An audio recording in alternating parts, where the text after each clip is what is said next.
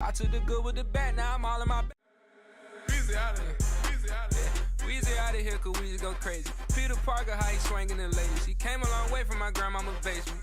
You never seen inspiration. My partner just caught the AP for his baby.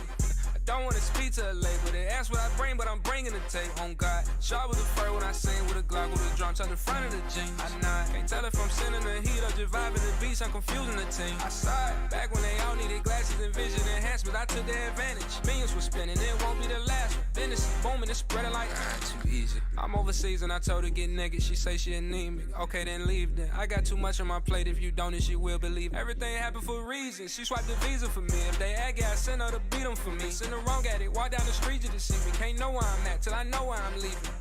Got off the phone with my people to count to the full. Need a budget to see me. I took the good with the bad. Now I'm all in my bag. Now they saying they need me. Toast to us stand strong and them pin wrong. I teach you a thing or two. I double my goals and hire my bros. I don't wanna hang with you. Stop calling my phone, I'm tired. Niggas can't handle the fire. Shout to get out of my face. You said you could touch a Messiah. Hiya. Higher. We up, but I'm taking it higher. They killing the vibe, I revive it. For anyone that stand on my way, with the same hand I put on the Bible.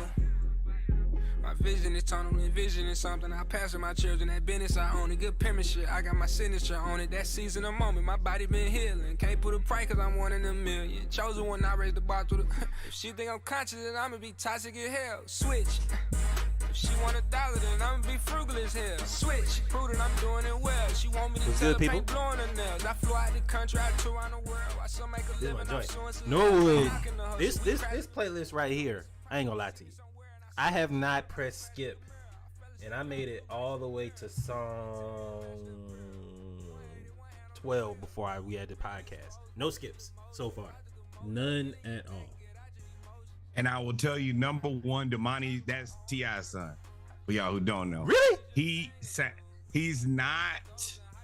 I want to be very clear about what I say about this. Number one, I think he's a good young rapper. Number two, he's not J. Cole, but his voice sounds very similar to J. Cole. And his rapping pattern and style. I don't know. That's sweet. And also, now that we're here and we are pre-gaming, so I started making the playlist, and typically takes me about 2 to 3 days. And it's the only thing I listen to. So I got through, and I try to, you either got to get to 24 or get to 36. Mm-hmm. So I'm getting to like 19, 20. I'm like, well, it's definitely gonna be a 24 pack. And I thought I was done. I had 12 what I consider like more rap hip hop, and then like 12 what I consider like R&B ish. Mm-hmm. And then I just hit song after song that I liked that was new. And I was like, oh, this is gonna be 36 real fast.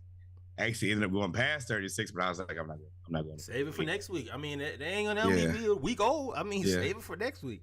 Shoot. But I mean, for me, it was so many. Like, you gotta, I make a decision, and if it's like 1 or 2 extra, I'll just hold them off. But in this case, I was like, oh no, I'm gonna get. I got there pretty quickly, and then they're all good songs. It's still early in the year for rap music, so this is when you actually get a lot more of your non-mainstreamy people. Mm-hmm. Yeah, you do. It's slamming. End of the year, beginning of the year is normally when you drop, and then there's the big summer drop is normally how it goes. You get some good music. You get a lot of singles, a lot of EPs in the spring, late winter. I guess that's what it is. Late winter, spring. You get a lot of EPs, couple tours, a lot of festival music, and in the summer, it's heat after heat after heat after heat after heat. So, but with that being said, ladies and gentlemen, welcome to episode 89 of the Splashcast Monday Night Raw. Y'all know how it is, the Around the League edition pregame. I am your co-host Reggie with the blue background. Yeah, and mine will change here momentarily, but I've been in work mode. But yes, it's Norwood. I'm happy to pod today. It's pregame. I'm still chilling right now. Still vibes only right now. I'll let y'all know right now though, it is a lot of chaos, chaos. Oh, Chaos. man.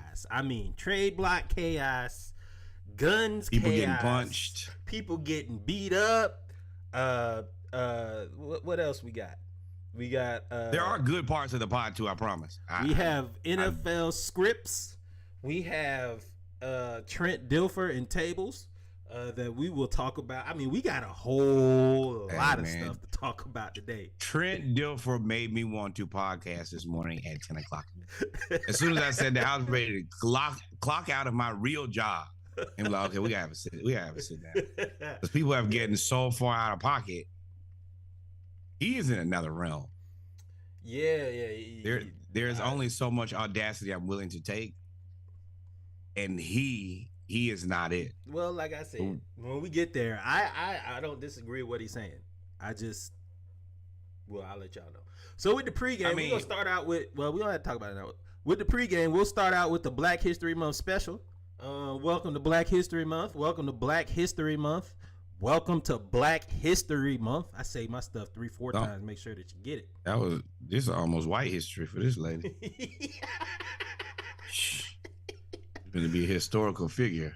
Speed off. So Shadacia Green dominated. She is this the same woman that knocked out the other white lady? So Shadacia Green is an up and coming. For a certain group of people, I hope it isn't. I hope it is, because otherwise, 2 of them on the street, not one. She beat this girl so bad in women's boxing. Yeah, Reggie is going to show it. That's I'm going to show it. I just got to wait for the video to restart because it caught in the middle of the ass. Yo, there it is. She beat right this there. girl so bad that Reggie decided to start the podcast with watching this lady get This whooped. is the only caption of the video. She dominated with power shots. If you don't know who Shadacia is or Shadacia, you'll see by who's landing. Ooh, that's Green. stagger. I respectfully call Green, this lady Miss Green. Dropping the biggity bombs. Happy Black History Month. Good Lord. A wop bop a loo bop a wop bamboo. Ooh, Y'all know the pregame, we like a little bit of violence. We like a little bit of violence. Throw the towel in, you fool. You know that. Ooh. You fool. you gonna keep fighting? Why? It's She was over. popping that body. Ooh. Oh, my Lord. Ooh. She tried to throw and she got beat to where she started running. Yeah. A lot of reality came in when she took that first hit. Ooh. That be them people that be amateur boxers and then they have to see. This looks like there's take videos. Your loss. At least you don't have to take this loss and be like, I was out there to defend my manhood. You don't even have to worry about that. Wait.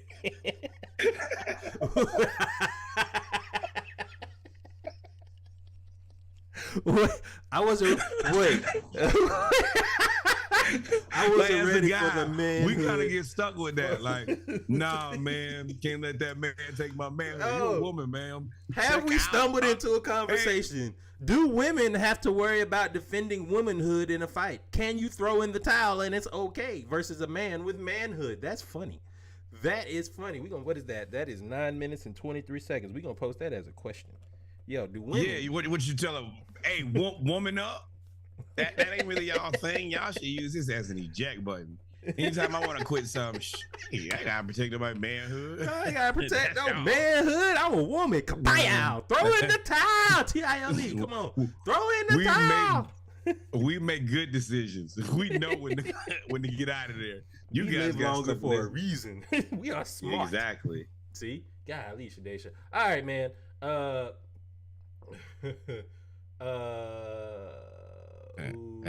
don't know what this Shadacia must around hit you with that right.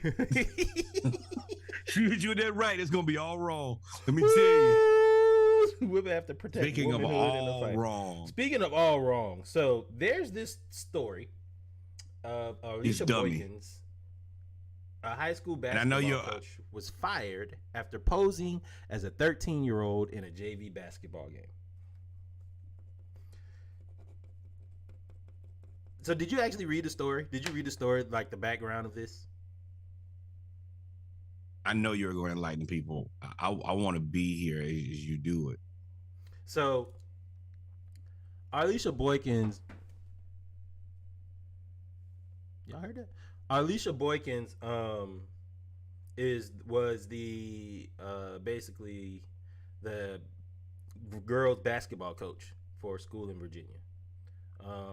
She coaches the JV. This is in the 757 too. In the 757, she coached the JV game, and Virginia High School League. She coached a JV game, and one of her players couldn't show up, wasn't going to be able to play, and they weren't going to have enough players to allegedly play. Which I don't know if I necessarily agree, because that means you only have 4 players on the team. Ain't no way you only have 4 players. But so she decided. Thank you, common sense. She decided to suit up. It's Churchland High School. She decided to suit up and act like a student athlete. So she was a full-grown woman balling out against 13-year-olds. 8th grade is 13. I'm glad that they fired her. I'm glad they fired her. No regrets. You're stupid. The fact that she has no regrets further lets me know that they should have fired you. First of all, it's a JV basketball game. You know how many girls' JV basketball games get forfeited a year? I don't know why you felt like this was the championship of all JV women's basketball games, where this one couldn't be skipped. I'm sure that all these kids will recover from not playing in one JV basketball game.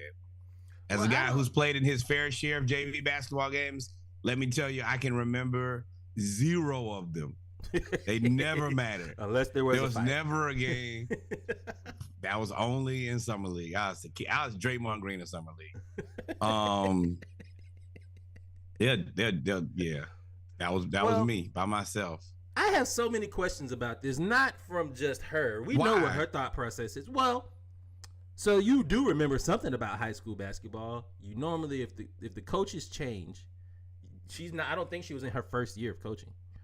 Correct me if I'm wrong. You know who the JV basketball coach is. Well, my other thing is who was actually coaching the team. You're stupid.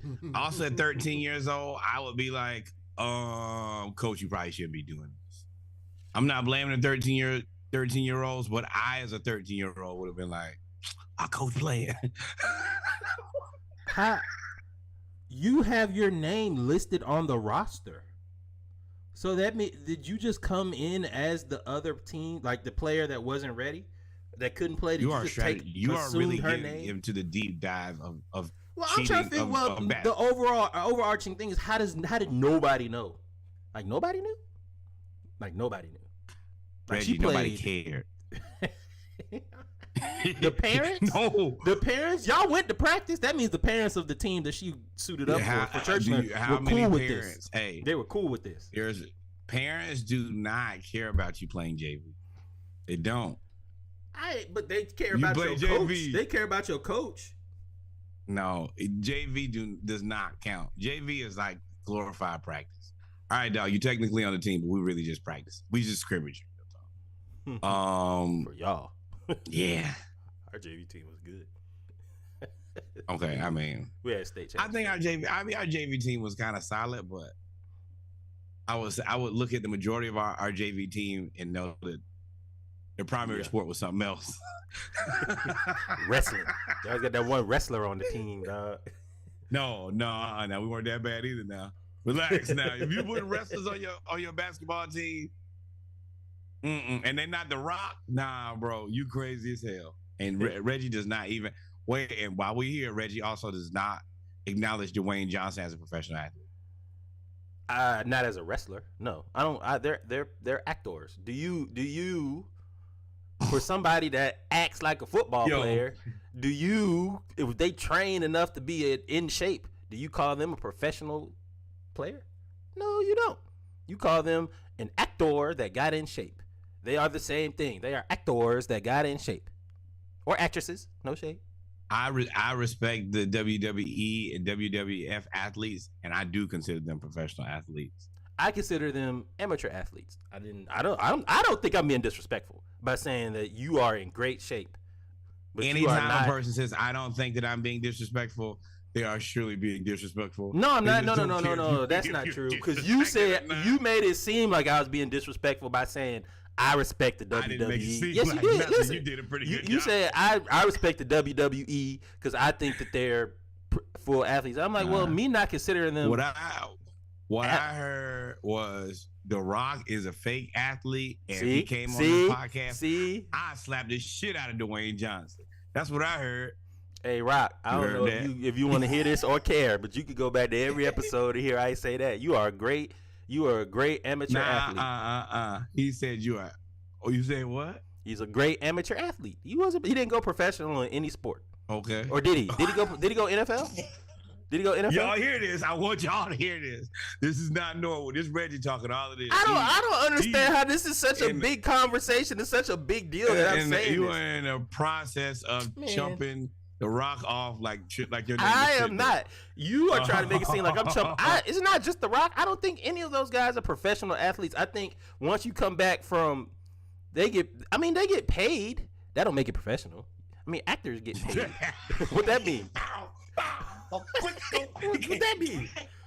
So wait, Sneaky. So now is college sports now professional because they get paid? Are they not considered amateurs? Did you not see the contract that they offered that dude from Florida? You don't think that if you get paid $217,000 a month that you're a professional? I'm gonna tell you, I do not get paid $217,000 not no months, and you better call me professional. Hell no. But while we're talking about people who don't respect people, hey man, let's look at this. Buddy is tough. So his team here, I don't know where this is from, but his team is down 50 points. They're down 90-33. They're actually down 57 points. And he cleared out the other team and went and dunked. And look at him do the cartwheel, turn up. First off, y'all should damn, your drum major on the way, boy. What you talking about? Hey, he needs an NIL deal now. We need to get him in an HBCU band. That somersault flip, whatever that was, into the split looks homecoming ready. Also, shout out to the other team for being gracious enough to let this man flourish. Hell no. Hell no. Yeah, I don't know. Our coach taught us beat your ass. Ain't no sympathy. If you want to dunk, do it in the game. Hold on. I said shout out to them being that gracious. I did not say that I would have extended that to him. No, I would not have done it, but it is a classy move by you, gentlemen. No, I'm not letting this man do it. The team that has 33 points and the team that has 90 points look like, toting the line. Look like they should have flip-flopped. The roster you would have thought the blue team had 90 and the white team had, the yellow team. That team surely has yellow on, so. Yellow team has 33. Nah.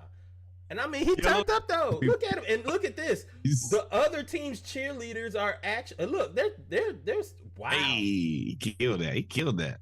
They celebrating them for it. I don't even think they have 4 players on. Did they not have 5 players on the court? Hold on. They could have got old girl. She's available. She wouldn't play anywhere. She's a free agent. 4. Yeah. 5. What? This got to be JV. Oh, turn up. That got to be JV, dog. And he won the hearts of everybody else there. Look at the other teams. And you know what? If I beat you by 50 points and you end up with the highlight, I'm even sicker.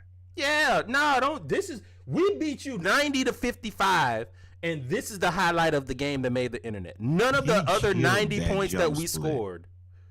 See, that's why you don't let nobody shine on your home court, dog. You got to run them over like T.O. Just only imagine the days out limber enough to pull these type of. I couldn't do that ever. Not that. I never. Oh boy! Well, I'll blow a hamstring out. They had to drag me off to Mr. Norwood. Bring a dolly out here for me, bro. So, shout out to him, man. More disrespect. Get your shit out, player. But let's talk about more disrespect. Bomani Jones and Jake Paul have a heated exchange on game theory. Now, Bomani Jones, I always talk about him. He's one of those sports journalists that I follow, in the same realm as like Michael Smith, Dominique Foxworth, Michael Wilbon to some extent, Justin Tinsley. I follow all of their work. I think that we have similar views on sports and I think our deliveries and the way that we speak, especially with like Norwood, like we all have similar styles. So it's very interesting to hear their points because we also have similar mindsets. Jake Paul. So let me ask you a question. Do you consider Jake Paul a professional athlete? I guess he's a professional boxer now, isn't he? Yes, he's a professional boxer. He gets paid tons of money to box. People come out and watch. Oh, come on, man. His You can get definition paid of tons of professional. money to do something. Just let people be pros. I mean, he could be he's a pro. But a lot of You do people not, he's you have no respect for his professionalism. He said a lot of people have tried to I mean, he's fought Floyd he's fought a bunch of exhibition fights. He hasn't really fought any professional fights. That's why I'm confused. Like why he fought Floyd Mayweather. He has a win-loss record now. The exhibitions, if you're fighting an exhibition, I don't consider that professional. Well, that's what he got paid tons of money for. If I'm not mistaken, he get But paid those tons of money those are unscored. I mean, nah, you're like that falls into the realm of like a trainer for me because you can't win or lose anything. But he's won boxing matches. And I'm going to be very clear before we get into the deepest of rabbit holes here. I don't care about Jake Paul's boxing career at all. I don't really care about Jake Paul. So he can be whatever he wants to be. They count the Nate Robinson fight as a win. They count the Tyrone Woodley fights as wins. Like, okay, fine. You call him a professional. Whatever. Whatever. He does not like that, boy. I don't agree with it, man. I don't agree with it, dog. I ain't never gonna change that. I don't agree with that. But anyway, Jake Paul and Bomani Jones have a heated exchange. Where do you go from there? Like, what happens if you lose one of these fights? I don't plan on losing. You know, I don't train to lose. Maybe I feel like that's probably like your mindset. First off, why? So all Bomani Jones asked him was, "What happens if you lose one of these fights? Like, what happens? You're doing all this training. What happens if you actually lose?" Jake Paul said, "I don't train to lose," and I'm like, "Well, you have to think." I didn't see the point in that. I didn't see the badness of that question. You know, a lot of people try to project their mindsets onto me. I ain't no projected of a mindset. My question is, this is work because we're all surprised that you keep winning these fights, right? But if somebody does beat you, how much interest stays in this when it stops being surprising? They won't. And I'm gonna be honest, bro. I don't know who the fuck you are. You know you get on somebody's nerves when they start throwing random insults after this. Random insults. PR team set up this interview. All I know about you is that people don't like you. So that's the clip. So after asking the question, I also think that Jake Paul is an internet troll. Yeah, so definitely. He got more views for this. He knows who Bomani Jones is. Mm-hmm. He probably gets into a different demographic talking about him and Bomani Jones than he's typically in. And I think this was all planned by him. And once he made the first statement, Bomani hit him with a hell of a sidestep counter. And he basically said, "We've been waiting for people to beat your ass." He said, "You just keep winning. In a fight, you cannot keep saying that. You keep surprising me because you don't lose." That's a very nice way of saying, "I think you're a chump." Definitely was a left-handed, backhanded, left-handed compliment. Like, it was definitely one of those. Yeah. And it was very well put. But I was like, it really didn't even. So Sneaky said, "You think this is scripted? You think this was scripted?" No, I don't. On Jake's behalf, Bomani, I think Jake went in. Yeah, I think Jake went in. Like, I'm gonna be here. I won't be here long. I'll try to get kicked off and try to make a brouhaha, and he did. But Bomani did an excellent job of parrying and punching. Yeah. So if you do have a chance, he didn't win a good one. If you have a chance, he actually, on the last episode, they actually did an entire Paul Brothers segment, which is why they had this interview. It was very good. I want to see him actually like train and go like, okay, enter the WBF, WBA, IBF, whatever, and as a professional and agree to fight professional boxers and move your way up. All these fights against Floyd or fights against Nate Robinson or Tyrone Woodley, they're not professional. I mean, Floyd was retired. They're not professional boxers no more. So for me, I just don't care. I don't care about this at all. I don't care if he fights the Boogeyman next, the Tooth Fairy. I don't care about and as far as I'm concerned, he kind of falls in the same category as like a Zachary Taylor Thomas. I think him and his brother have one name and they share it. Yeah, they look like twins almost. No, but what I'm saying is Jake and what's the other Paul brother name? Logan. Okay, see, you can only have one at a time. So if you have Logan, Jake got to go hide somewhere. If you have, damn, I forgot his name, Jake, then Logan got to hide. I don't think that they actually exist. It's like Steve Urkel and Stefan Urkel. But nothing changes. All right, so with that being said, ladies and gentlemen, Mary Kay and Ashley Olsen. But y'all only, what was her name on Full House? Ooh, Michelle.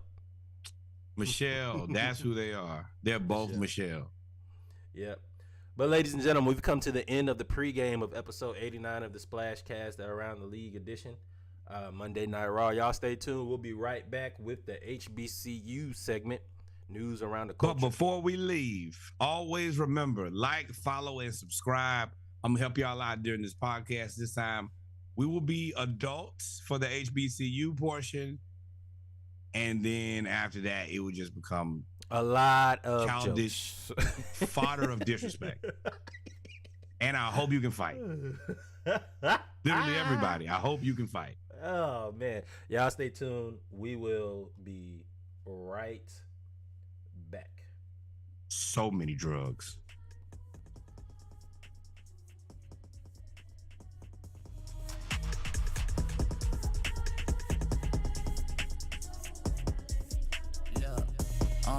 Okay, my boy, I was at the BP with my boy. Now it's Bentley GT with my boy. Spinning BT with my boy. Now I'm on BET with my boy. Yeah, my boy. I'm a G pushing P with my boy. Cause it's always GP with my boy. My boy. Throw a TD to my boy. Score. Now they wanna be being my boy. Yeah, boy. My boy. Look, boy. Boy, that my brother, so play it cool. He a fool, a tool, a loose screw. Picking on me ain't no pick and choose. Either way that you look, it's a lose-lose. Red eyes when the mood rouge. Screw juice, cause we drug abuse. For the trauma and trouble, we thugging through with the same nigga since Duck, Goose. Boy, I had to get the fuck up and move. Then fuck up the rules, been cut up and bruised too. The ugly wounds will soon turn beautiful. Trust me, people ain't pushing no button, they pussing my boy. They play the game, but it's rookie, my boy. Locked and chain took my boy. You don't know how hard it we took it, my boy. So I wrote a hook for my boy. I was at the BP with my boy. Now it's Bentley GT with my boy. Spinning BT with my boy. Now I'm on BET with my boy. Yeah, my boy. I'm a G pushing P with my boy. Cause it's always GP with my boy. My boy. Throw a TD to my boy. Score. Now they wanna be being my boy. Yeah, boy. My boy. Yeah. This life in me, not on me, my boy. Switching lanes in Miami, but I can see envy, my boy.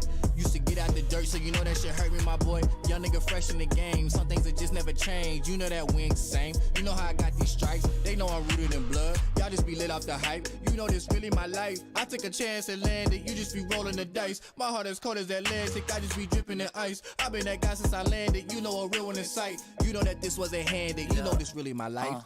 Okay, my boy. I was at the BP with my boy. Now it's Bentley GT with my boy. Spinning BT with my boy.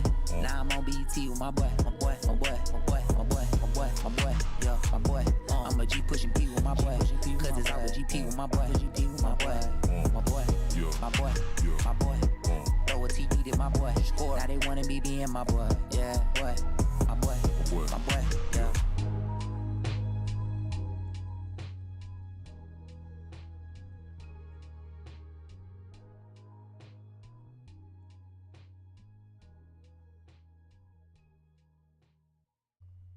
He's bad.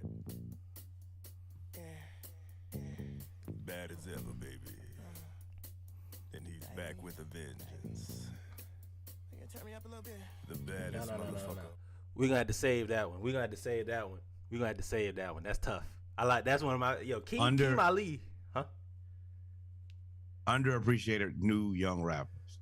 Keem Ali is probably one of my favorite rappers out right now. With that being said, welcome, ladies and gentlemen, to episode 89 of the Splash Cast Monday Night Raw. I am your co-host, Reggie. Here, we discuss the Around the League edition.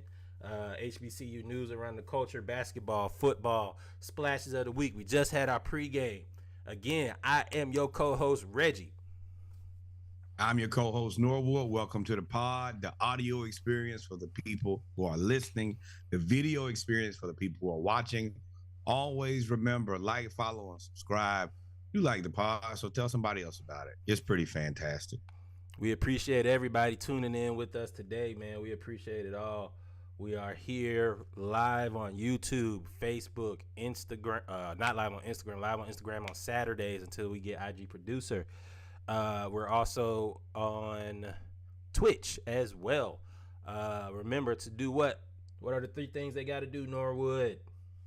Like, follow, subscribe. Tell other people. Hey, hit the favorite button. Give us some positive ratings. We are a burgeoning black business. Give Support us a black business. 5-star rating, man. You come here for the HBCU news. You come here for the news around the league and some unbiased, untainted opinions when it comes to sports and everything that's coming out. HBCUs, we are definitely biased towards. I ain't gonna say I'm not biased. I never root for Georgia, not a day in my life. See, now, ladies and gentlemen, for those that have been tuning in to the Splashcast, you know that the Georgia Bulldogs are the 2-time national champions, current national champions of college football playoffs, done some things that have never been done before. I didn't say anything. At all. I just put on the hat. I didn't reference nothing. I was cool. I got all of my insults about Florida off. I ain't say nothing bad. It is the Florida fan. I didn't say anything bad either. It's the Florida fan over there that likes to try to turn things up, likes to try to gaslight some stuff. It's cool though. I'll never root for Florida either. You can root for Florida. I would never ask you to do that. I would root for the national champions. So, with that being said, y'all know what it is. You come here for HBCU news around the culture. That's our first segment. That is our most important segment. That is a segment that is nearest and dearest to our hearts. Got a few things we're going to talk about. Some stuff that's on mainstream media. Okay. Some stuff that's on mainstream media. Some stuff doesn't make it to mainstream media. And it makes it to social media, but then I don't think it's highlighted enough. We don't think it's highlighted enough. We reported back when Fisk was the first HBCU to compete with gymnastics. We are now proud to announce that Talladega College has become the second HBCU to have a gymnastics program and compete in NCAA history. They announced it about a week ago. The news came out about 3 or 4 days ago. So shout out to Talladega College for continuing the trend of kicking down doors that are still closed or were closed in 2023. Talladega for some of you people. Ooh, this is a fan. Yeah. You got to hear him. Yes, in Talladega College. Talladega. That's a cool reference to Hampton. Congratulations. Yes. Congratulations on this. Getting a team. I like to see more HBCUs with gymnastics programs. I think that now that we have 2, I hope that there will be more to join them, and much success to them. Just like Fisk. Fisk came right in and punched people in the mouth. So I would expect the same thing out of Talladega. You know, I'm a proponent of keeping all of our athletes home. Why send the resources to other institutions when our communities need the resources as well? probably more because we are shortchanged in almost every Wait. level. You think if you give people an opportunity like to play quarterback, then maybe you'll have 2 black quarterbacks in a Super Bowl? The Black Bowl. Yeah, man. Yeah. So, like giving people opportunity, then maybe they'll have the opportunity to show off their gifts. Is that what you're alluding to, my friend? Yes. Wow. And Who knew? all it takes is one school. So again, shout out to Fisk. We also know that this isn't something that happens overnight. This isn't something that happens in weeks. So it's not like Talladega saw Fisk and decided we're going to do it too. This was already in the works.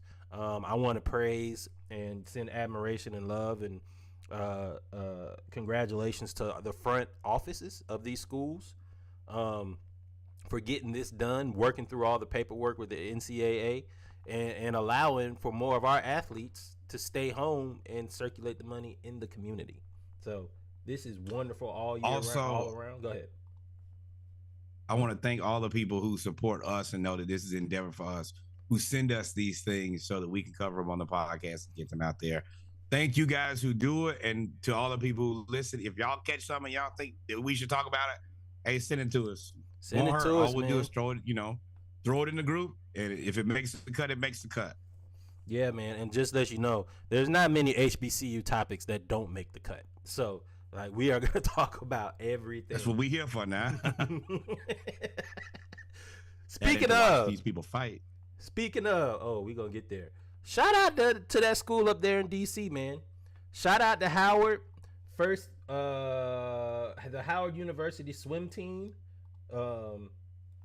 has the only all-black swim team in college swimming, and their meets they have been called the hottest around. They're playing swag surf.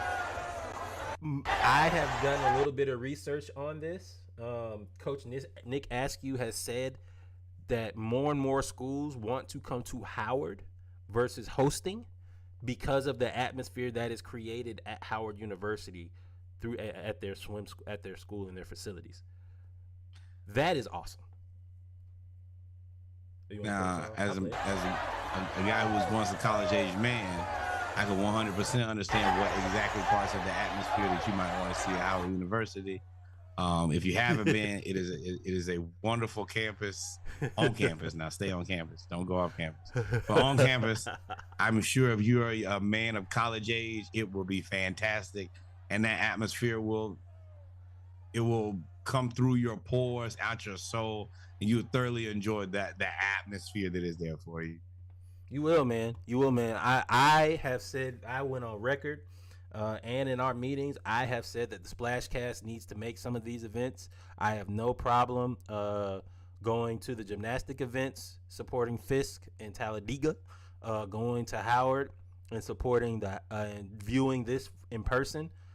We are also looking for, if people that have a background in gymnastics, we're not going to say we are the most well-versed in that sport, but if you would like to accompany or meet us there, if you're in the area, we would love there and to get your expertise and even possibly have you on the show. But we definitely want to support these schools and these up-and-coming programs so that they can definitely, one, keep the focus on them so that they can garner more money and more support as well. But absolutely. Also give them the platform that they deserve, and that's what we're here for. Give them the platform. And how will people go to these things?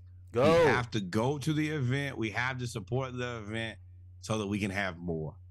Definitely. Support all your HBCU sports, even the small ones, even more. Let's say that. Definitely. All right, man. So we did Talladega. Let's shout out to Tennessee State real quick. I'm gonna play this.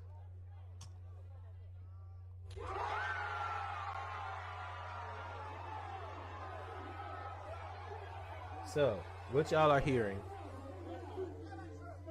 I guess I press pause first. Let me introduce it. Tennessee State University's marching band gets a historic Grammy win. They became the first HBCU band to win a Grammy Award for their gospel album, The Urban Hymnal, which was released last fall. That is fantastic. I'm gonna play this, and then I'm gonna let Norwood jump in. I'm gonna play this so you can hear the reaction as they win.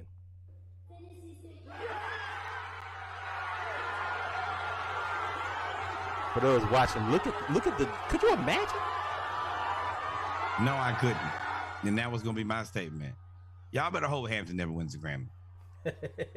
Hampton wins a Grammy, I will buy the replica Grammy. I'll put it right back there, and y'all will see it in every episode. I'm gonna tell you that right now. I'm not playing with y'all. I will make sure that the Hampton Grammy makes it in every episode. Congratulations, Tennessee State. If I was going to work, I'd be like, hey man, my college just won a Grammy this weekend. What did y'all do? So this is a W. I'm jealous and I'm kind of hating. There's a few things that catch my eye here. The thought that they put out an album. The fact that they took, for all the bands that we champion, right? Hampton, FAMU, Bethune-Cookman, Southern, Jackson State, Grambling, Norfolk State, South Carolina State. For all the bands that we champion. I said Hampton first. I know. I just. Oh, you said it again. Never say it too many times. For all the bands that we champion, and y'all correct us if we're wrong in the comments. I don't know of a band that put out an album, just an entire album. You saying yes? It happened. I think it used to happen a lot more back in the day. Mm-hmm. I think it's something that I hope that they would look into going forward. That's a way to generate money. Streams. Can you imagine? Do you imagine how many streams that they have? Because you definitely release an album, you put it on a stream. You gotta put it on. That's part of music today. But then, what you gonna compose the music? Because you just can't re-record somebody else's music and put it out. Like, well, I can't say that you can't, but I mean, it's the people like that does not seem like the easiest thing to do. I would assume that you could get a release. If an HBCU band, and let's be honest, they cover gospel music that we listen to that is dominated by black people. If you are a black gospel singer and an HBCU band says, hey, can I get you to sign off on us recording this while we play it and releasing it? If you say no, you gotta pay me. Huh? It would be, I mean, I'm assuming the HBCUs, or they pay you for it if they can monetize it. You could come out looking pretty bad if they say, nah, they wouldn't let us record it. They wouldn't let us release it. I mean, now I see. Yeah. I see now. I don't have now. No, you're right. You don't have to. Nice. You have, as the composer and writer and producer, you have every right to say no. My intellectual property and my hard-earned work and my life's creation, I gotta sign it over to y'all now. I ain't with that neither now. Well, I mean, if you're the band, you gotta podcast take off and these HBs, we gotta give it to you. You gotta assume that you gotta assume the band, they would come to an agreement, because if you're the artist, if I'm listening to these songs, now who's to say that they didn't write it though? The Urban Hymnal, that might be their own music that they composed. I mean, we also know, like, the thing that we love the most about the Black Band is either like the older adaptations of great legendary songs, or the ability to be like socially relevant and whatever the new song is. So it's a give and take of, you got to have some good music that we want to hear. Now, if you have some original, I'm not against that. Clearly, I just made a 36 song playlist of a bunch of people who I'm getting to know. So I'm with that. But I know that for the large majority, they're going to want, hey, I want to hear something that I've already heard. Can you dress it up and make it real? And that's where it gets tricky. But do it. Don't hurt to ask. Yeah. Yeah. And Sneaky, I don't know. It sounds like we might have been missing out on opportunities, but I mean, it's an idea going forward. Just be a gangster and just put it on SoundCloud. Over and over again until Marvin Gaye people call all right, well, scamming 101 here. Create a profile of a person and y'all record the song and you just upload it. That's it. I mean, what they gonna do? Right, this is scamming 101. the David Smith SoundCloud. I don't know why he keep uploading melodies from heaven from FAMU Marching 100, but cool story, bro. That thing slapped in the morning. What you talking? In other news, man, So shout out to Tennessee State, man. I don't want us to get that lost. Shout out to Tennessee State, man. No, I said congratulations, and I'm hating. I made my intentions very clear. So if for those that have followed the Ed Reed saga, looks like Bethune-Cookman has definitely moved forward and moved away from Ed Reed. Raymond Woody Jr. has been hired. I hate that the article says to replace Ed Reed as head coach at Bethune-Cookman. Here's why I hate it. He is replacing Ed Reed. Ed Reed would never sign a contract. It was only a handshake, and then he got himself fired from a non-job. He got fired on his day off. He was never really the coach.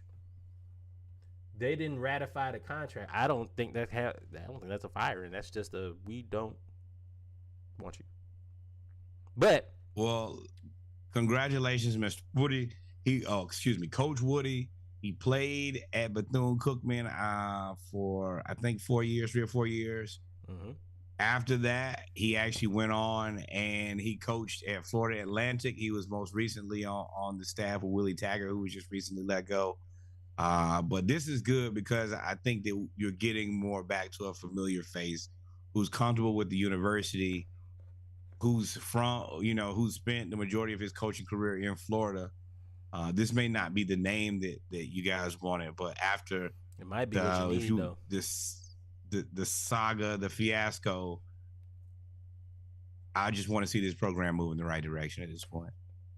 Yeah, unfortunately or fortunately, the spotlight has been put on this place. The spotlight has been put on Ed Reed. We're not gonna show him. The spotlight has been put on this university, and like it or not, whatever side you stand on in the Ed Reed saga, we all will be watching how the administration moves forward. What goes on moving forward. So the spotlight is on you. You can either capitalize or you can capsize. One or the other. Hey, for sure. Now, none of us agree with the way that Ed exited, but we would also be a fool to believe that none of his issues weren't true. Were not real or unfounded. Mm-hmm. And I mean, that ball is really back in your court to a much higher degree now. Definitely. He said it. He didn't point it out. Now you got to fix it. Reggie Theus, all the administration. Oh, it's tight. The only real option you got from here is to become an All-American. You got to be the GOAT at your job because they're waiting for you to mess up now. Yep. And as soon as you mess up, you know what they're gonna say. Ed was right. I told you. Yep. Them I told you so people are waiting, so you can't give them that opportunity. Can't give them that opportunity. They told you so. Yep.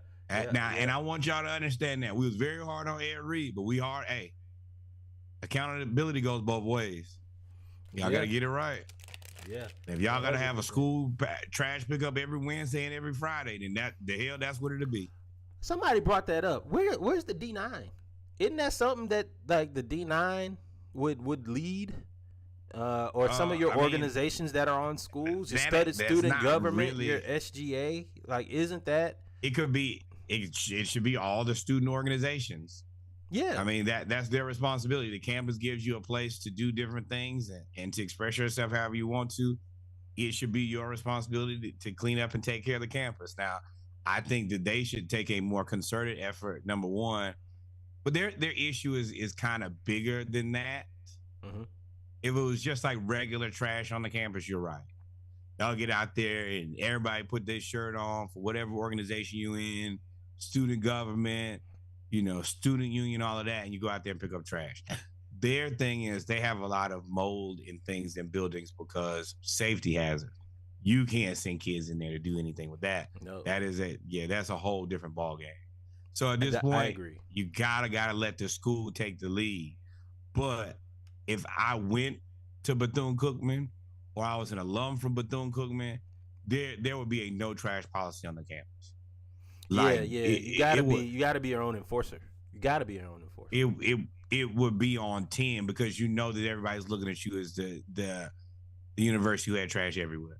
So when I tell you it's looking like, what was that, Japan or China, where they have no trash anywhere? That's how we gotta be every day.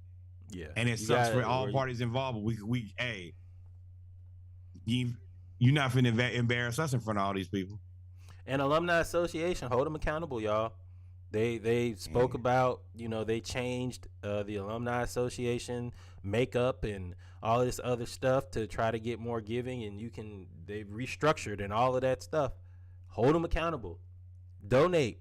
Money holds power. Donate. Hold them accountable. Make sure they do what they say that they're doing.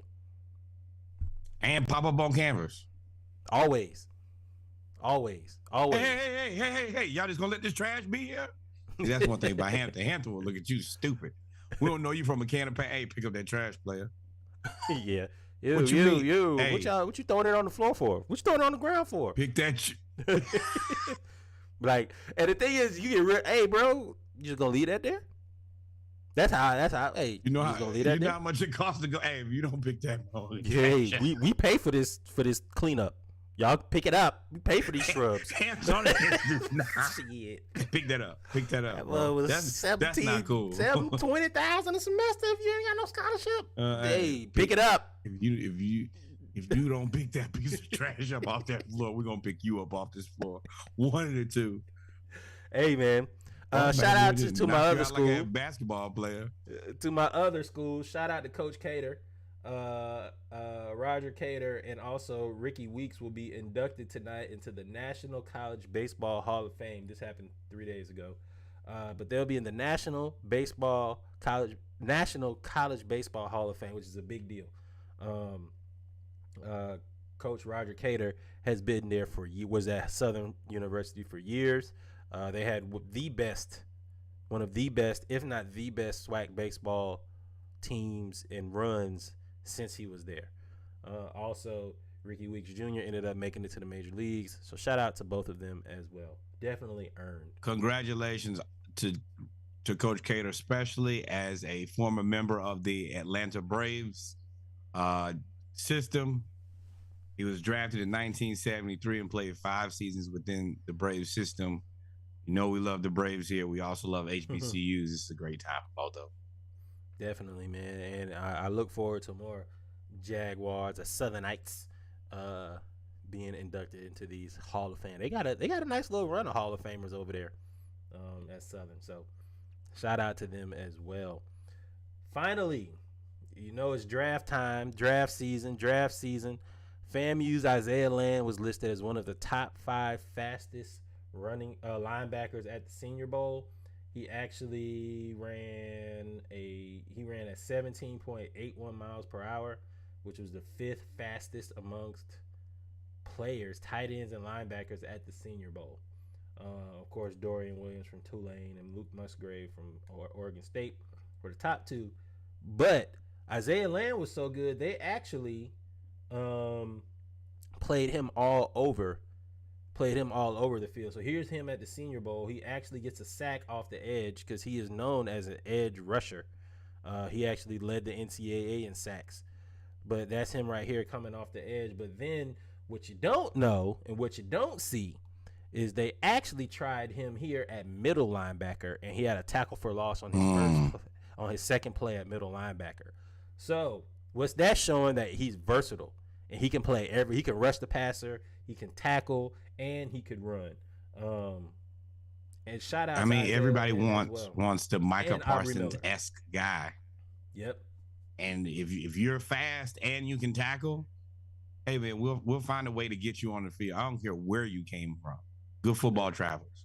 Isaiah Land, and of course everybody knows Aubrey Miller Jr. from Jackson State. If you don't remember, he was the one after the Celebration Bowl against North Carolina Central when everybody was leaving and going to Colorado. He said, come home, come to Jackson State. Everything you can do is here, right here. That's Aubrey Miller Jr. He has 7 tackles, 5 solo. Land had 2 tackles, 1 sack, and a tackle for loss, all in limited minutes because you have to play like go 3 deep on the depth chart because they have so many players trying to highlight. So shout out to the HBCU athletes showing up and showing out at the Reese's Senior Bowl. Norwood, did we miss anything? I don't think we've come to the end. I told you everything was positive at HBCU. Close. Everything was positive at HBCU news so far. If you did get a chance, I did watch the classic on TNT with Hampton, Norfolk State, Morgan State, and Delaware State. I did watch that on TNT. Hampton, y'all gotta get it together. Can't be losing Norfolk State all the time. What's going on, man? Yeah. Prayers for that basketball team situation. With that being said, ladies and gentlemen, we have come to the end of the HBCU News Around the Culture segment. It is now time for our basketball segment. Go get your little snack, get your little drinky drink, some water. Get ready because it's about to be a lot of fighting and pettiness and jokes. Now, since you made it to this portion in the podcast, there is a reminder there will be a playlist. It will be out Wednesday. It will be 36 songs. You will enjoy all 36 songs. See you then. All 36. See y'all then. We will be right back. Take about 3-minute break, and we'll be back with the basketball. Well, so we finna change classes. Go put your books in your locker. Come right back. Casanova. I got vibes on grooves on vibes. I pass and I hand them out. My style just say, goddamn, you gon' think I'm a frying skillet, how I'm panning out. I don't get too outlandish now. I'm the truth and I know it. They give me the groove and I show it. I'm moving profusely and juking. And if we ain't kin, I may take a Hadouken and throw it. I slap like E Honda. My bitch got more crack than the thunder. Yo bitches got cracked like a plumber. I'm back to do numbers. Run on sentence with no punctuation. Bitch, I'm back to do commas. The grooviest groover. Milkshake, I'm the smoothest mover. Improving my coolage and rooting through hooping and hollering about zooming. My badass. Think I'm smoother than Boosie. I scoot in that coochie. Now I'm in the trends. I'm Karuchi. A crew in the buka with hoochies who choosing and smooching my nudity while I'm laid back eating charcuterie coolin'. I still got the Mac in my step. Don't lay up with bitches. Shaquille O'Neal like a Shaq with myself. And if you don't like it, then kiss the area below the back of my belt. I still gotta have wood to grip in my ride. Girl, I can put good dick in your thighs. I ain't never slacking on it. I catch up the Mac and you can put this shit on your fries. Don't be sneaky, bitch. I like freaky, decent, and halfway ratchet, but peaceful bitches. Don't be smiling too hard at nobody. If he ain't your dentist, don't be showing teeth to niggas. He's bad, baby. Girl, I'm just too groovy. Yeah, I am. He's bad. The baddest motherfucker in the land. He's bad. Ooh, I'm bad. I'm bad. He's bad.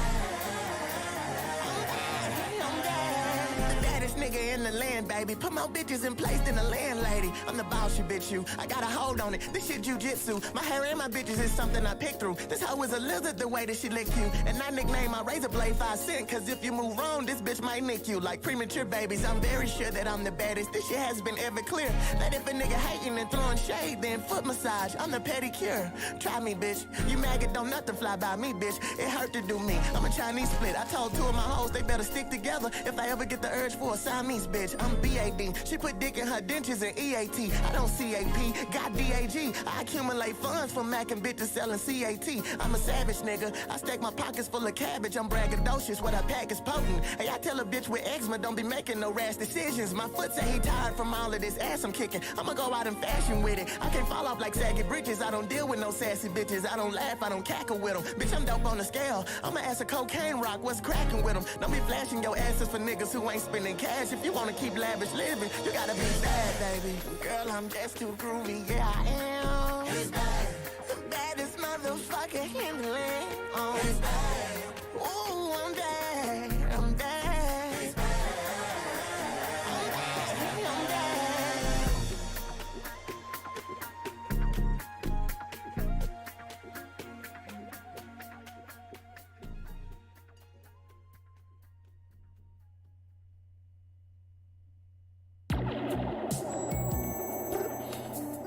Six. Y'all ain't heard that in a second, huh? All them phones still activated. Let's go. They said Tony with the Cybertruck, he hit the switch and lighted up. Tony told her stay home if the nana wasn't tight enough. Tony left the barbershop, it's lining like geometry. Spray on that Fugia, it was made in 1833. What's your mama maiden name? Your Addie and your D.O.B. No call, no text, old hoes get the C and D. When I get this haircut, my heart chakra flares up. I'm talking elevation, niggas gotta take the stairs up. I'm about to cop the winery with streaming bread. Chenin Blanc, tannic oranges that got some legs. Couple reds on the teak wood spread. We eat good bread like focaccia and Lobiani. Everything that I got was born from a fresh shape up. When that barber lift that cape up and I hop out of that chair, hit the duster on my back, oil sheen in the air. I know the world is mine, shit, it happen every time. Shit.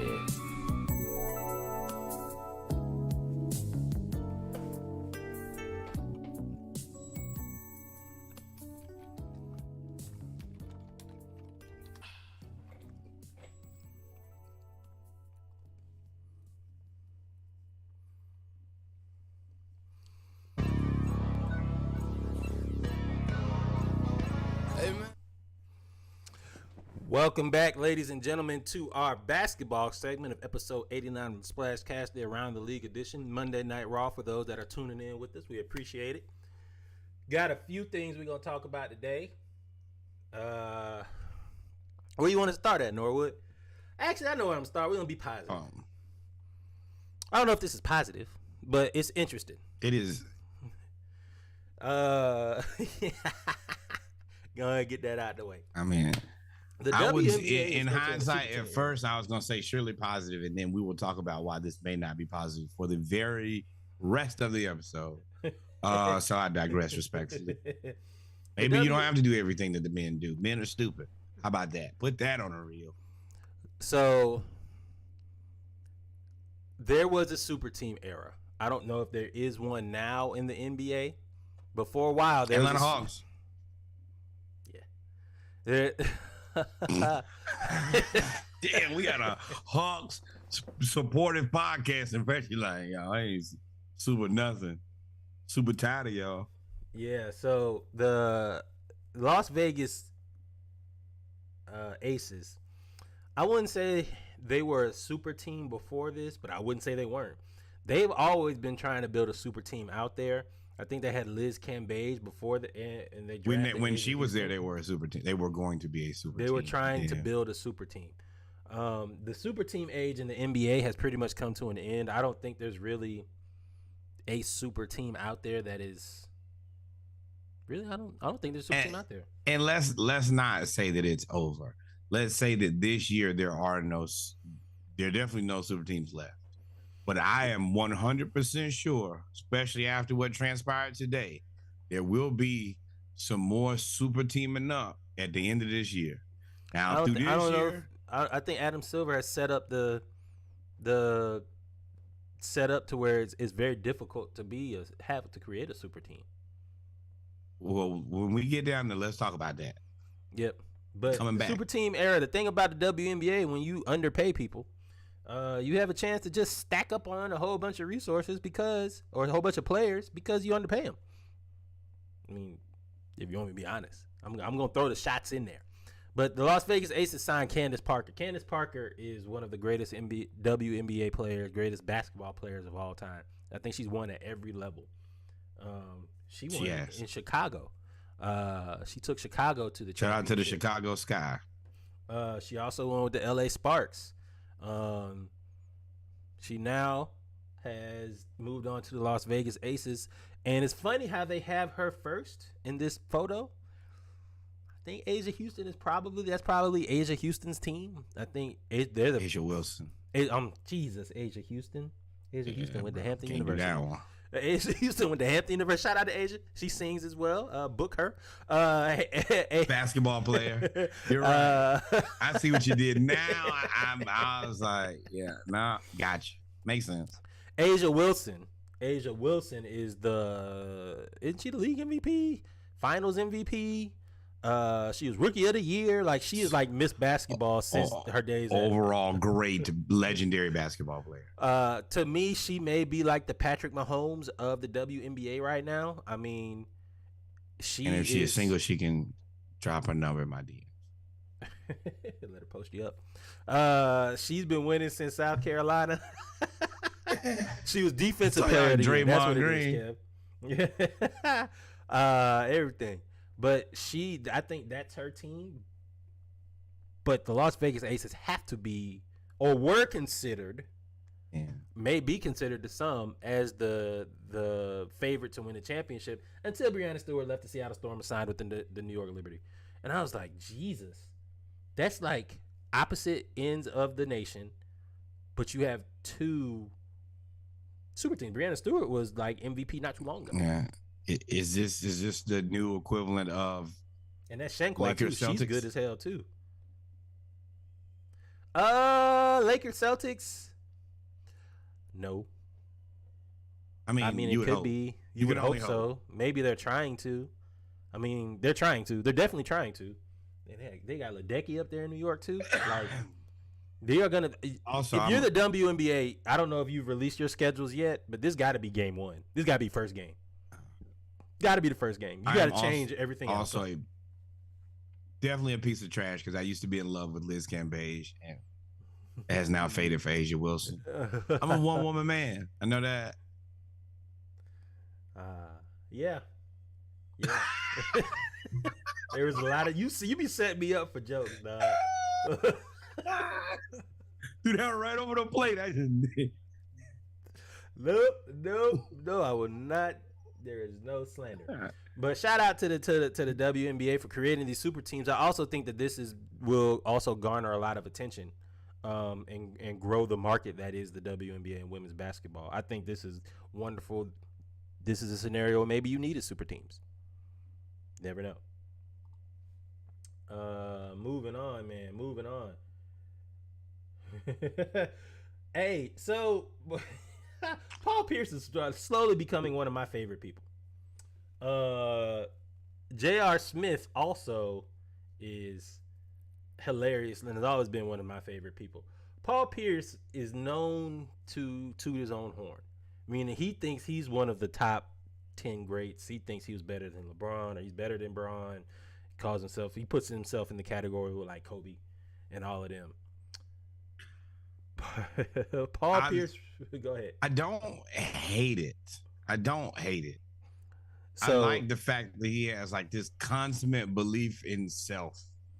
I think that's the only way that you can make it that far. I think his is just the goofy version of what Kobe had. Kobe had consummate belief in self, but used it as like anger fuel.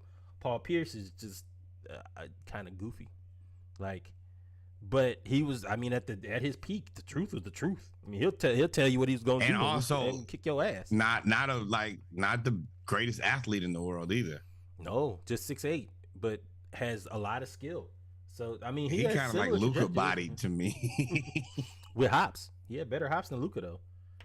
You can dunk. No, sure, dunk that's on not. When he was younger, it's not a lot. But Paul Pierce he released a photo that said, or the Daily Loud released a photo that said, Paul Pierce wants to know who's beating this 5. Kevin Garnett at the 5. I'm assuming Jason Tatum at the 4. Paul Pierce at the 3. Jaylen Brown at the 2. Marcus Smart at the 1. Paul Pierce wants to know who's beating this 5. I'm going to repeat that again. Kevin Garnett at the 5. Yeah. Jason Tatum at the 4. Paul Pierce at the 3. Jaylen Brown at the 2. Marcus Smart at the 1. J.R. Smith responded and said a lot of teams. Now, this is where it gets tricky. No, because I 100% agree. It is a lot of teams beating them. Yes. But you're also looking at what you assume to be 4 Hall of Famers and a top tier defender. You think 4? I would say right now 3, depending on what Jaylen Brown does to. Oh yeah, I'm booking Jaylen Brown's. Yeah, I know you are. I know that's where you're going. I would say it's 3 with the trajectory that they're on. I think Jaylen may have to they're gonna have to give him some more shots, or he gonna have to get his, because they're viewed as Jason Tatum's team. This is viewed as Jason Tatum's team. You could try to pull up stats. You could try to pull up stats and all of that. This is viewed as Jason Tatum is in the Player of the Year conversation, and Jaylen Brown is not. This is viewed as Jason Tatum's team. But this is the thing. Most times, well, I'm not say every time. Majority of times, when you go to the Hall of Fame, you go with somebody else. You got Shaq and Kobe. So just because you have a great player next to you doesn't mean that both of y'all can't go. Right now, he averages 27 points, 7 rebounds, and 3 assists. And he is I don't think he's even peaked yet. I don't think he has either, but he's definitely. And also, God forbid he ever get his own team. We'll get to that. Come on down, good brother. But I agree with J.R. Smith. Adios, Trey. As well. This is a good team, but there's a lot of teams beating this team. A lot of teams. Yeah, Jordan Pippen. Jordan. You know how we feel about Jordan. Jordan, and you can pretty much put anybody. And I think he's all those Jordan teams, you can go ahead and wipe off the map. Showtime Lakers gonna wipe you off the map. The Warriors with KD wipe you off the map. The Cavs with LeBron. I mean, that's where I was going next. I said LeBron got a few times. He's gonna knock y'all on out of that too. The Heat. You just better be like, hey man. You see this? You positioned your question incorrectly in order not to get played. You should say these 5 guys right here will give you hell. And I 100%. 48 minutes. Now they will guard the shit out of you for 48 minutes. It's gonna be a frustrating. This game. is hellacious defense. Is trash talk, and it's good old fashioned basketball. Mm-hmm. But they ain't unbeatable either now. No. You might get beat by them Shaq Magic. And by might, I say probably definitely. Yeah, I don't know. Yeah, Shaq Magic. I mean, Shaq Magic, for a team that didn't win a championship, the Shaq Magic could beat a lot of teams because Shaq at the Magic was so athletic. He was Shaq was Shaq. Shaq was Magic. Shaq became the all-encompassing Hall of Fame player in LA. He was just the athletic freak in Orlando. He was doing stuff that Giannis is doing now, but at 100 pounds heavier. Like that's insane. That's who Zion is. Shaq Magic, just shorter. Yeah, he can be. He can be. He's gonna have to. He can be. You are right. He is. He's built in the mold of a Shaq playing the Shaq and Barkley put together. To me, I think he's more of a mold of Barkley. Yeah, Barkley's more skilled. Him not being 300 pounds is. And Penny would give. And I ain't gonna lie, Penny would give Marcus Smart some work now. Penny was 6'7". Penny was 6'7". Marcus Smart is 6'3". Marcus Smart ain't guarding Penny. You better put Jaylen Brown on. Well, then who's guarding Nick Anderson? Nick Anderson at the time was a problem. Marcus Smart? You'd probably be better off. I'd probably put Marcus Smart on him. Just because Penny was so tall. And then you put Scott. You got to put, I'm assuming, Tatum on Scott, which means you put Paul Pierce on Horace Grant. That's barbecue chicken in the post. Penny will go to work, man. But Paul gonna shoot that thing too. Now, I mean, unfortunately, I think that Kevin Garnett just gets dogged. Love him to death. Yeah. Magic Shaq. Yeah, you can't go around him. You can't go through him. Kevin. Hey, Ticket. We have the most respect for you, and I think you have the most respect for yourself. Shaquille O'Neal is the most dominant basketball player I've ever seen. Probably, and he's in an argument as being the most dominant basketball player of all time. I think the only other person that they talk about in that category is Wilt Chamberlain, because Wilt Chamberlain, his stats are just, I can't fathom watching somebody average 54 points, 34 rebounds, 15 assists, 15 blocks. This is the thing. I can't. And I'm gonna tell you, it's just messed up to even say. Imagine Shaq during the Wilt era. I mean, they wouldn't imagine anybody in the Wilt era. Wilt in the Wilt era specifically. Wilt was Shaq in the Wilt era. That's what I'm telling you. But also, Shaq, there would probably not be an NBA because Shaq would have ripped the rim off every one of them. Yeah, they ain't had no breakaway rims back then, dog. He can put a whole gym down in the 50s. High school gym, dog. But I don't. Yeah, that big fella there. Everywhere he go, the gym be under construction after he leave. But Shaq and Wilt's time, I mean, I think it would just look like Wilt. To me, it would look like Wilt, and you would have like Bill Russell out there. Remember, Bill Russell jumped over people. Like, I agree with all of that, but Shaq's just ability to. they have changed backboards and rims because of Shaquille O'Neal. They changed the rules because of Wilt Chamberlain. They changed the rules. I agree with that, but the rim was still intact when he left. Shaquille O'Neal has a tree in his backyard of all the rims and backboards he has broken. And the science of the 50s, oh man, we're not making it to halftime with this poor rim here. So you more talking about not skill, just him breaking backboards. I thought you meant like him in the 50s. No, not on the skill. I don't think that, especially then, everybody in the NBA 5'7", boy, Shaq would be Wilt. Shaq would have Wilt numbers if he played in Wilt time. To me, I think I think that his numbers would be even higher. And I think he would probably have ended the NBA. Sneaky says Russell and guard. I disagree, I disagree, Sneaky. I think Russell would try to guard Shaq. I don't know if he could stop him, but I think he would try to like tire him out and outrun him and all that. That's the problem though. Orlando Shaq don't get tired. Orlando Shaq just outran you. So that would be the problem. But to answer that, J.R. Smith is correct. A lot of teams would beat y'all. Moving on real quick before we get to the fights. Stephen Curry supposed to miss multiple weeks with a sprain, tear of some cartilage and ligaments and a whole bunch of stuff. Actually, they said more than a couple weeks. They said he might be out for a while in his knee. Multiple weeks. As Atlanta Hawks fans, when a team says we'll be reevaluated in a few weeks, means you got to add 2 to 3 weeks after that. Stephen Curry will be if they reevaluated. Assessing at 4 weeks, expect 8. You're lucky if you get 6. Steph Curry will be reevaluated in 2 to 4 weeks, which is. And if they say PRP injection, it's over. Next season. Go and get you another season. Steph Curry. Well, we was getting them PRPs and they turned to D and P's. Did not play ever again. But prayer T's a piece of Steph Curry, man. It was an ugly injury. Somebody fell into the outside of his left knee, and he limped off the court and didn't come back. It looks like he won't be back for a while, man. And they are, I think, right in the play-in, if I'm not mistaken. So this is a big run, big time for them. So hey, Jordan Poole, you just got paid, right? Earn your money. Yep. Let's talk about why James Harden should have made the All-Star game.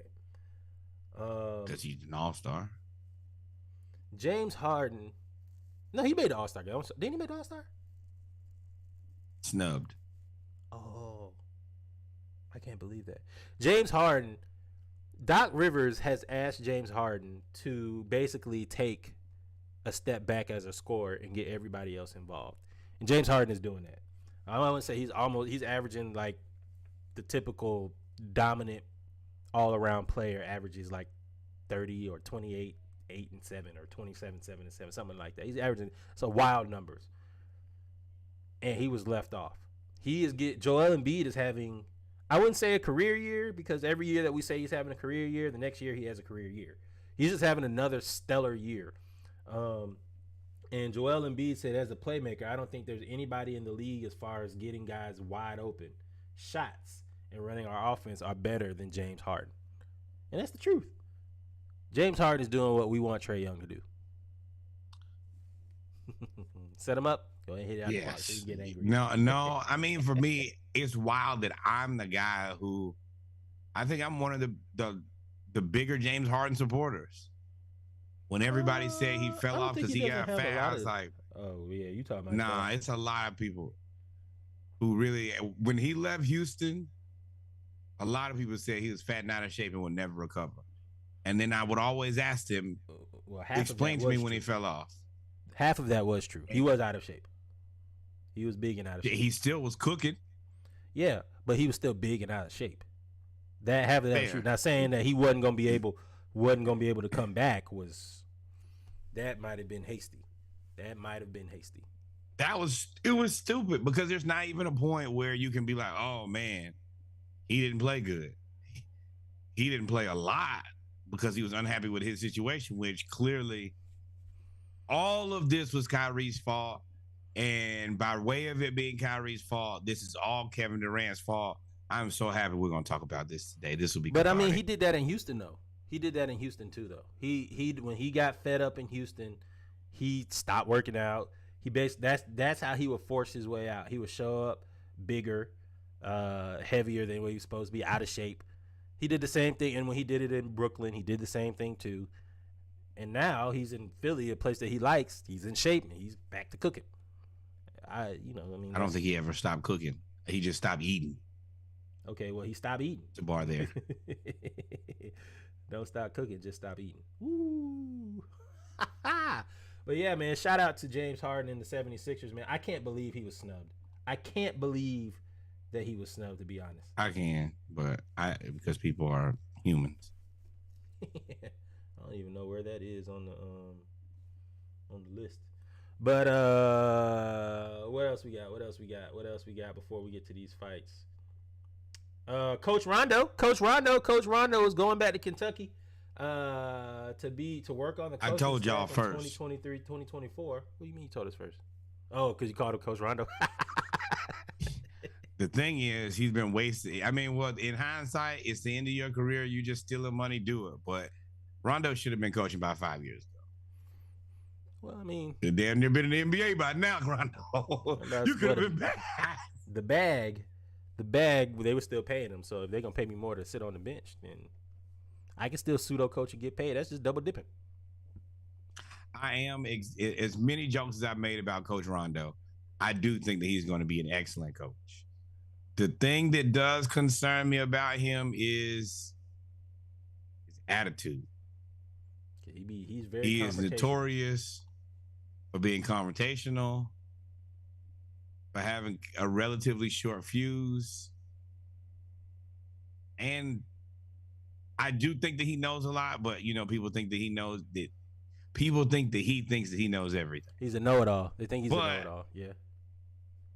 I'm okay with that, man. To watch him play basketball and jump into that team with adults and gain their respect almost immediately from guys who don't give respect very often. I have the most respect for him, and I want to see more of this. But these are the type of guys who have played in the NBA who I want to see. Give them a chance to coach. Yeah. There's what I do like about this generation, our generation, the generation behind us. There's a lot of challenging of the gatekeeping. There's no more only a certain demographic, only a certain player that was viewed as a smart player. Back then. And when I say back then, I hate to say it, but I mean Rondo played in what 08, 07, 06, 05. He was a Kentucky 05 back then, and even in the 90s and in the 80s, they said that black athletes weren't smart enough and they were just overly athletically talented, but they didn't have the smarts to run a team. And so the less athletically inclined, the Anglo-Saxons, were always dubbed as being smart, right? Smarter than this. It goes back to like Duke versus Arkansas when Arkansas beat Duke with Nolan Richardson for the national championship. And Arkansas was clearly, they were good. They were better. And everybody picked Duke because they're smarter basketball team. Same thing. So the fact that, why did I bring all that? The fact that now the gatekeeping is gone and you're allowing these players, former players, to go back and become coaches, especially from our generation, is fulfilling for me to see. So shout out to Coach Rondo, man. And shout out to Norwood for giving him Coach Rondo. I think we should get some type of Hawks placard with Coach Rondo on there. That's what he was doing for us, Coach. Wasn't playing. We weren't bad either when he was here. Ain't gonna lie to you. Oh, people who could join. We think that Nate's probably gonna be out of there. Rondo, you want to be on the staff, bro? Let us know. Let's get to the troll part of if y'all remember, Tyrese Halliburton is having one of the best years of his career. Oh, we gonna get there too. The best year of the career. He is an all-star. I think he's second in the league in assists or first in the league in assists. He's shooting like 50% from the field, 45% from three. He's playing out of this world. Has the Pacers at 6th or 7th in the standings. If you remember, one of the most mutually beneficial trades I've seen in a very, very long time. From the Kings for Domantas Sabonis. Everybody won so far. Wally Szczerbiak went on TV and said that, you know, the wannabe all-star, he's not an all-star yet, the wannabe all-star, he shouldn't be taking these shots. He was just very, very overly critical. And a lot of people shot at Wally Szczerbiak for that. Tyrese Halliburton didn't say anything, really. He said, you know, that's his opinion. I'm going to do what I do. You know, I haven't really, his shot was, I haven't heard of him. Well, the moment he was announced as an all-star, he changed his Twitter profile pic to Wally Szczerbiak from when he criticized him. Genius move to me. I would have put wannabe all-star and then crossed out wannabe. Wait, is this his third season? Is this Halliburton's third season? Second or third, yeah. Funny story. Wally Szczerbiak was his only all-star, was his third season. So it looks like y'all on pace. I've had a better career than you in 3 years. Is what you really and no, I'm not gonna say that because Wally Szczerbiak was an all-star in his third year too. But you look at both of them, and Wally Szczerbiak was also drafted 6th, so it's not like he was a chump. Halliburton gonna have a better career than you, big dog. By next year. Let me tell you something. You ain't gonna have to wait long to make that comparison. That gonna be next year. Matter of fact, it's gonna be this year. As soon as he get all NBA something, it's gonna be, oh well, I guess is it. And Wally Szczerbiak, I haven't looked at your stats because I do have some respect for you. I for some reason don't think that your stats and his stats are gonna look anything the same. They don't look the same now, and I ain't even got to look it up. Wally Szczerbiak. See, I tell you that they're gonna be bad. They're gonna be bad. Wally Szczerbiak was drafted in 1999. I'm gonna look at the now. I'm looking up the 1998 draft, 99 draft. 14, 4, and 2.5, bro. Oh, his draft wasn't bad. Dang, Wally Szczerbiak draft wasn't bad. Elton Brand was 1, Steve Francis was 2, Baron Davis was 3, Lamar Odom was 4, Wally was 6, Richard Hamilton was 7, Sean Marion not bad. was It's 9. a good draft. Jason Terry was 10, Metta World Peace 16, Karolinko 24, Jonathan Bender. Wow, I remember him. This draft was full of a lot of role players. But this draft Wally, you only averaged 20. 20 was your peak. Now it's for one season. Everything after that was like 17. Hey, buddy, Halliburton is going to be better than you. Manu Ginobili. Yeah, there's no number one drafted out of this. Maybe Elton Brand. Maybe he was the one. Maybe. But there's no number one option that was drafted in that draft. Not one. That draft was okay. Hold on. Elton was good. Come on, Lamar Odom was a monster. Lamar Odom was pretty good. Yeah, I mean he was better when he got with the Lakers. But I mean he was they were all role players except for maybe Elton Brand. Everybody else was a role player. Ron Artest, role player. Except for maybe you could say at the Houston that then years when he played Kobe in Houston. I think he was the main guy. I think. And most of the time, Ron Artest was a role player. Very good. He's a role player. But his role was fundamental to the team's success. That's what a role player is. I mean, that's what a role player is. Their role is fundamental to the team's success. Draymond's role is fundamental to the team's success. He's not the star. He's not the number one option. And sneaky, I disagree. In this lottery, Wally was definitely the worst pick in the lottery all time. It's Bennett, Anthony Bennett, number one to the Cavs. It's just inexcusable. Congratulations on the Cavaliers. Excellent player development. But yeah, Wally Szczerbiak, you're an idiot. But shout out to Tyrese Halliburton, man. Congratulations again, making the All-Star team, and success helps you. Success helps.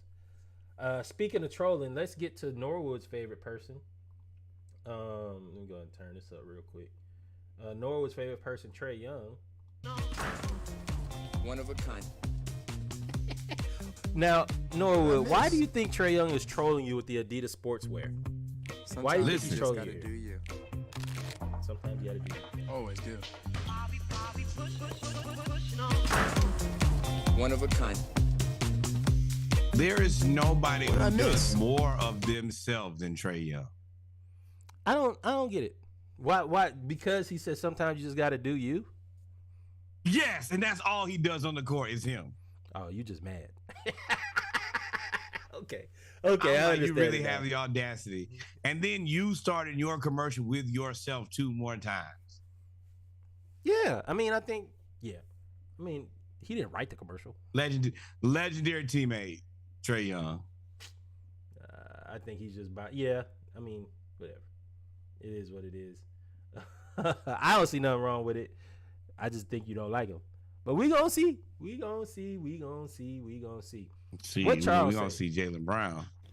I said, yo, man, we ain't gonna give you your flowers until you win one without Dwayne. Oh, so Charles Barkley, he went on all the smoke. Last week we talked about when he was talking about No, he wasn't talking about championships. Yeah, he was talking about championships. He said, I don't belong at that table, Trent Dilfer. I don't belong at that table because I haven't won. So he said, I don't really comment on it. That's a table that I can't have. Chuck has also been openly critical of Kevin Durant, saying that you are good, but you were never the bus driver, and you will not be validated as a leader, as a leader until you lead a team to a win. Now, I disagree that he's a role player. He was not a role player because he was the best player on that team. He was the go-to guy on that team. So Steph was a role player on that team, yeah. If you want to greatest shooter of all time. If you want to call it that, yeah. At that point, Kevin Durant, if you want to call it that, yes. So I got one more for you before we leave this. Scottie Shaq Pippen and Kobe, who was the role player? Oh, Kobe. Kobe was the role player, and he didn't want to be no more, which is why he blew it up and got Shaq out of there. That was easy. Okay. That was easy. But anyway, let's listen to what Chuck has to say about KD. I said, you joined them and y'all won. And he says, I had to win one without Dwayne. That's like, yeah, those are the rules. And you can get mad when guys say it. I'm like, but those are the rules. It's like my rules. Hey, I'm in the Hall of Fame, but I'm in a different wing than the guys who won the championship. I mean, still in the Hall of Fame. Though. I know, but I'm saying though, Jack, hey, I understand. Mm-hmm. I understand the rules. Like Charles are great, Karl Malone's great, Patrick Ewing's great. They're not at the table with Magic, Bird, LeBron, Kobe. It's levels to this shit. And I ain't mad at that. I understand that. Now, if I could have won a championship, I can go across the room. But the rules are the rules. We have to play by the rules. And this ain't got nothing with motherfuckers on TV who get paid to talk shit. We talking about players. Right. We talking about players.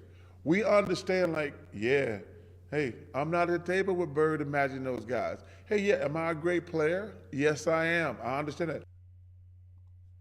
So my reason for bringing this up is, who are those guys in the NBA right now? That what? That are at that table. With Chuck and Bird? I mean, not with Chuck, with Larry. Which table are you talking about? The Jordan, Larry Bird, Magic Johnson table. Oh, LeBron, Steph.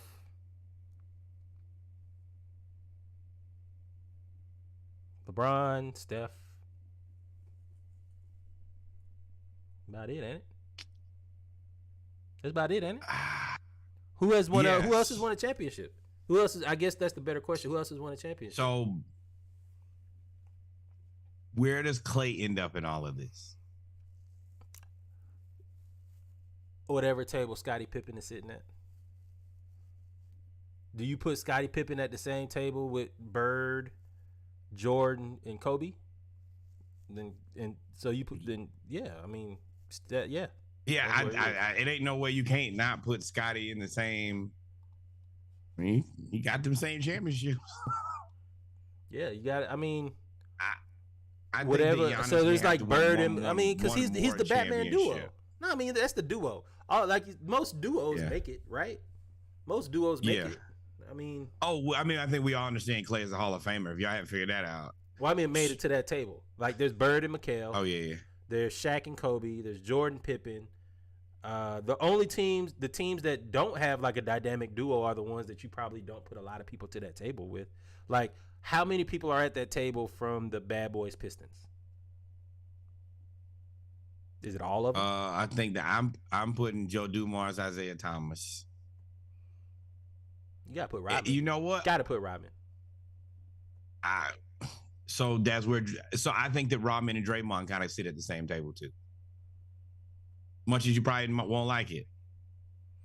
No, Rodman and they're really good role players who played their role to perfection. Rodman, Draymond, and like a Bill Laimbeer type of person.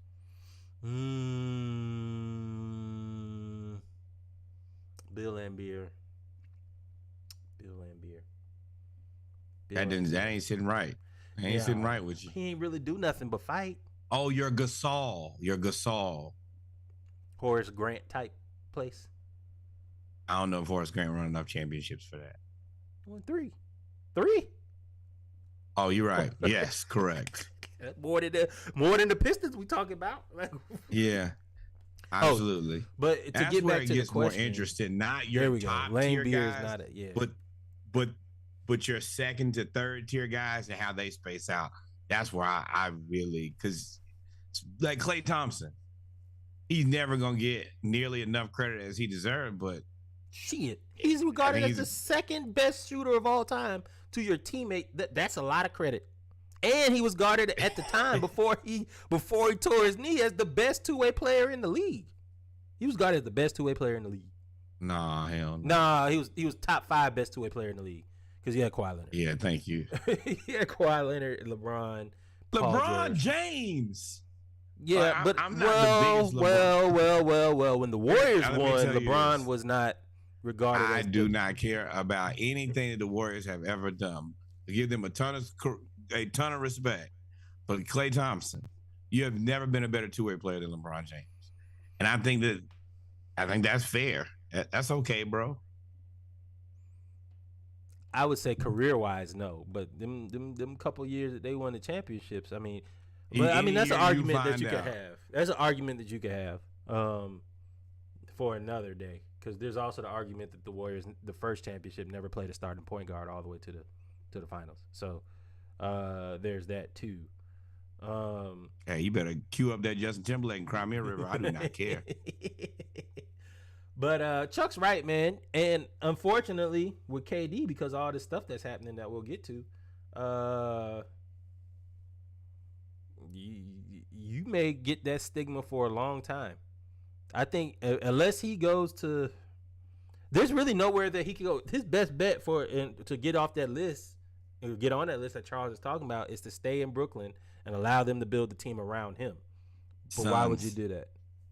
He wouldn't, but you'd be joining Devin Booker. You know what I mean? That would be, LeBron is off of that list with Chuck because LeBron went back to Cleveland and won with Cleveland. Right? LeBron would be on that same list with Kevin Durant if he just won in Miami. My thing with that is, if you're joining up with somebody who has never won anything and you get them to a championship, then y'all joined up with me. You had a car, but I was the gas. You can say that. That's definitely an argument. That's a very opinionated. That's gonna be an opinion decision. However you feel about that is how you feel about it. There's no right or wrong answer to that. That's fair. That's what I'm saying. That's a good point. I mean, you could say that, or you could say LeBron couldn't win without Dwayne Wade and Chris Bosh at the time until he went to Cleveland. But that was always a stigma. The same criticism that KD's getting, LeBron got. Right? I mean, it's the same. He got all of that till he went at Cleveland. So, I get it. Let's talk about Donovan Mitchell. Fight number one. Brooks. Round one fight. Oh man, you got the same link. Brooks versus Spider. This is if y'all that don't know, I think we talked about it on Saturday Morning Live. Did we talk about it Saturday Morning Live? Anyway, maybe a little bit. Dillon Brooks and Donovan Mitchell got into a heated discussion. Discussion. Fisticuffs were thrown. Bodies were slammed. Dillon Brooks. Let me tell y'all what happened. Dillon Brooks went to the floor. Spider was out of bounds. Dillon Brooks rolls over, throws his arm into Spider Mitchell's midsection. We call that the family jewels. Spider Mitchell took offense to that, as any man should and would. And then from there, he did the absolute right thing and tried to put his hands and feet all over Dillon Brooks. Yeah, he did. I don't have an issue with this. I don't think that the NBA had an issue with it because I don't think that they even suspended Spider for this. No, he didn't. Spider did not get suspended. I have the fight here, ladies and gentlemen. I'll play it while Norwood talks. So here's the fight. Dillon Brooks goes up, gets blocked. This is him on the ground. Oh, my God. Bow! Hits him in the nuts. And he did not even, wasn't even no hesitation. Threw him down. Then he threw him down. There was no hesitation in that. Here's another angle. See, he rolls over. Oh, my God, and hits him in the nuts. Donovan Mitchell did not hesitate. Threw the ball at him and then threw him down on the ground immediately. So Dillon Brooks was suspended a game and kicked out of the game. And this is what Donovan Mitchell had to say when it came to discussing what happened. We've seen it a bunch in this league with him. Him and I have had our personal battles for years. Quite frankly, I've been busting his ass for years. Playoffs, regular season. In the one game he does a high job on me today. He decides to do something like that, and there's no place in that in the game, and you got to protect yourself at the end of the day. But this has been brewing for years. With me, with other guys in the league, and you all see it. It's not something that this isn't new. And tonight was just the end of it, but it's tough when you can't guard somebody and can't do something with somebody. You got to resort to that, and that's what he's done to a lot of players. Off the top of my head, I think it's like Dame and Steph. It's just one of those things. That's what you resort to, and that's cool. But I'm glad my guys held it down tonight, and had my back, throughout the whole thing. Sneaky by Donovan Mitchell. First off, I didn't know that he didn't like him for a while. I didn't know that. I didn't know that there was smoke here. Now that could be attributed to he plays in Utah on the West Coast in time, or the fact that I just really am not interested in really any Utah basketball still. So I didn't really watch a lot of Donovan Mitchell when they played Memphis, unless it was like the primetime game on TNT or ESPN or NBA TV. But apparently he's hated Dillon Brooks for a while, and the way that Donovan Mitchell is talking, a lot of people hate Dillon Brooks. This is a sucker move. It's the suckerest of moves. We've all played sports before. It's always that one guy out there will do something like this and try to hit you in the balls. Anytime that this is a person's first reaction, it makes me feel really weird about, like, how is that your go-to move? Like, where did you learn that from? In the fight quickly? That's all they trying to learn. Well, that wasn't a go-to move, like, in terms of fighting. That was just trying to piss you off. That was in the middle of a basketball game. You think that your answer is try to hit me in the? Come on, bro. That's your mind's that's weirdo behavior as far as I'm concerned. It's weirdo behavior because you did it while he wasn't expecting it. Like that's you. Wait, there's a time period where you expect it. There's a reach. You can't talk a lot of trash and be all upset. What? Huh? There's a reach. Well, this. You were just talking about Shannon Sharpe, the pedestrian, and saying that he shouldn't have done that and blase, blah. All y'all went over to talk to him. As a team, y'all was talking noise, all this other stuff. Y'all supposed to be this tough rough and tough team. And we'll get to Ja next. Y'all supposed to be this rough and tough team. How you gonna sucker punch a man in the nuts? Like, if you're supposed to be that dude who can fight and all that stuff, you lucky he ain't stomp you out. You lucky that you hit him hard enough that he had to fall and like catch himself. Cause he was going, if I wouldn't have minded if Donovan Mitchell stomped you out. Stomped you out. Should have just stomped him out. First of all, I immediately think you're a low value man if you think that if your go-to punch to hit somebody in the nuts. Yeah. I don't know, like, bro, who raised you to think that was okay? And you know what? Anytime that a person uses something, it's something that they know works the majority of the time for them. What's most successful for them, which means you have a long history of hitting people in the nuts. Nah, he's not. And you got to get away from it. I mean, you had Chris Paul's done it. Of course, you know your boy from from Milwaukee that everybody hates. Grayson Allen hits people in the nuts. Oh, I know this ain't really did well. This definitely is not on there. They had the nerve to talk about Grayson Allen to the Hawks. I was like, well, I'd trade my fandom if they signed Grayson. Yeah. I'll officially be a expansion team. Let's go Las Vegas LeBrons. Whatever y'all want to call them. This was gonna be too Vegas LeBron. Yeah. But speaking of Vegas chosen ones. Yeah, the Vegas ones. They already got the aces. The Vegas ones. There you go. We should trademark that real fast, shouldn't we? Las Vegas has strippers. What do strippers like? Ones. Woo! It's good, baby. That's good money right there. Oh man! Oh, here we go. Marketing firm. We can do anything. Anytime you want to relate Las Vegas to basketball, to ones to strippers, we got you. We can make it all work. Speaking of the Grizzlies have been known to talk a lot of noise and say all of this stuff. Since Ja Morant said, "I'm fine in the West," the Grizzlies are 7-8 against Western Conference teams with losses to the Warriors twice, the Suns twice, once without Devin Booker, the Lakers, the Kings, the Timberwolves, and the Blazers. You pissed a lot of people off. Hey, click that link and let them see it. Let it soak in for them. Around the league as you're studying and say, we're going to have to run through them. Celtics. No one in the West. Nah, I'm fine in the West. Great journalism, because she definitely set you up when she said nobody in the West. Boy. Line and sinker. You played yourself. Yeah, you played yourself. I always forget her name.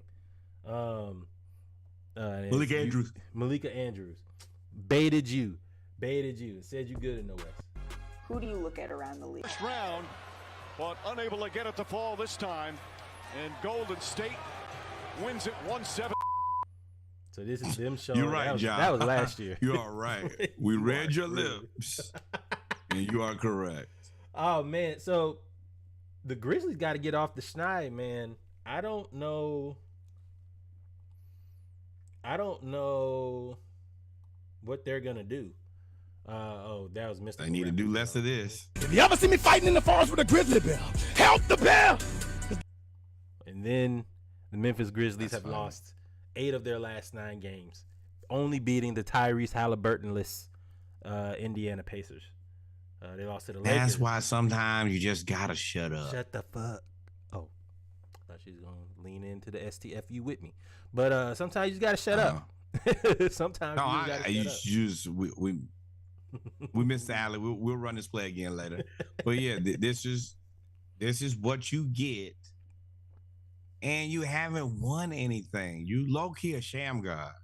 You shamming us into believing that you are somebody who you're not. And at this point, real recognize real, and you looking real unfamiliar, my friend. You know, the dancing coming out of the tunnel and playing dirty with Dylan Brooks. You guys, you know who you're looking like? You're looking like Cam Newton, front running. You guys gotta. You're the number. You already had a bullseye on your chest and on your back because you were the number 2 seed last year, and you brought literally everybody back. I don't think they lost. They lost Slow-Mo. That's the only person they lost, Kyle Anderson. And I think they traded him last year. You brought everybody back. And for you to go out there and then say that I'm not worried about anybody in the West, in the same West that you haven't won yet. Remember, you ain't won the West yet. You still got to see them people. That's tough. That's adding the bull. That's adding. I got somebody who you can worry about. So, you know, them being bullies. So, of course, there was another confrontation between Ja Morant or T. Morant and Andrew Nembhard from the Indiana Pacers. Basically, if I'm not mistaken, T. Morant told Ja that Nembhard told him to shut up. T. Morant told Ja that Nembhard told him to shut up, and then Ja went and said I had to check his temperature and he didn't have a fever now. Whatever you want to call it in the third quarter, and then did that energize you at all? For sure. Just guys, you know, they was talking early, and you know, when I went over there, I don't know how to pronounce it, Andrew told my pops to shut up, and then pretty much I heard my pops like ask him, did he say shut up? So I was trying to figure out who he was talking to, and obviously I seen it was him, so I approached him, like, you know, seeing what he was on. Checked his temperature. He ain't have a fever.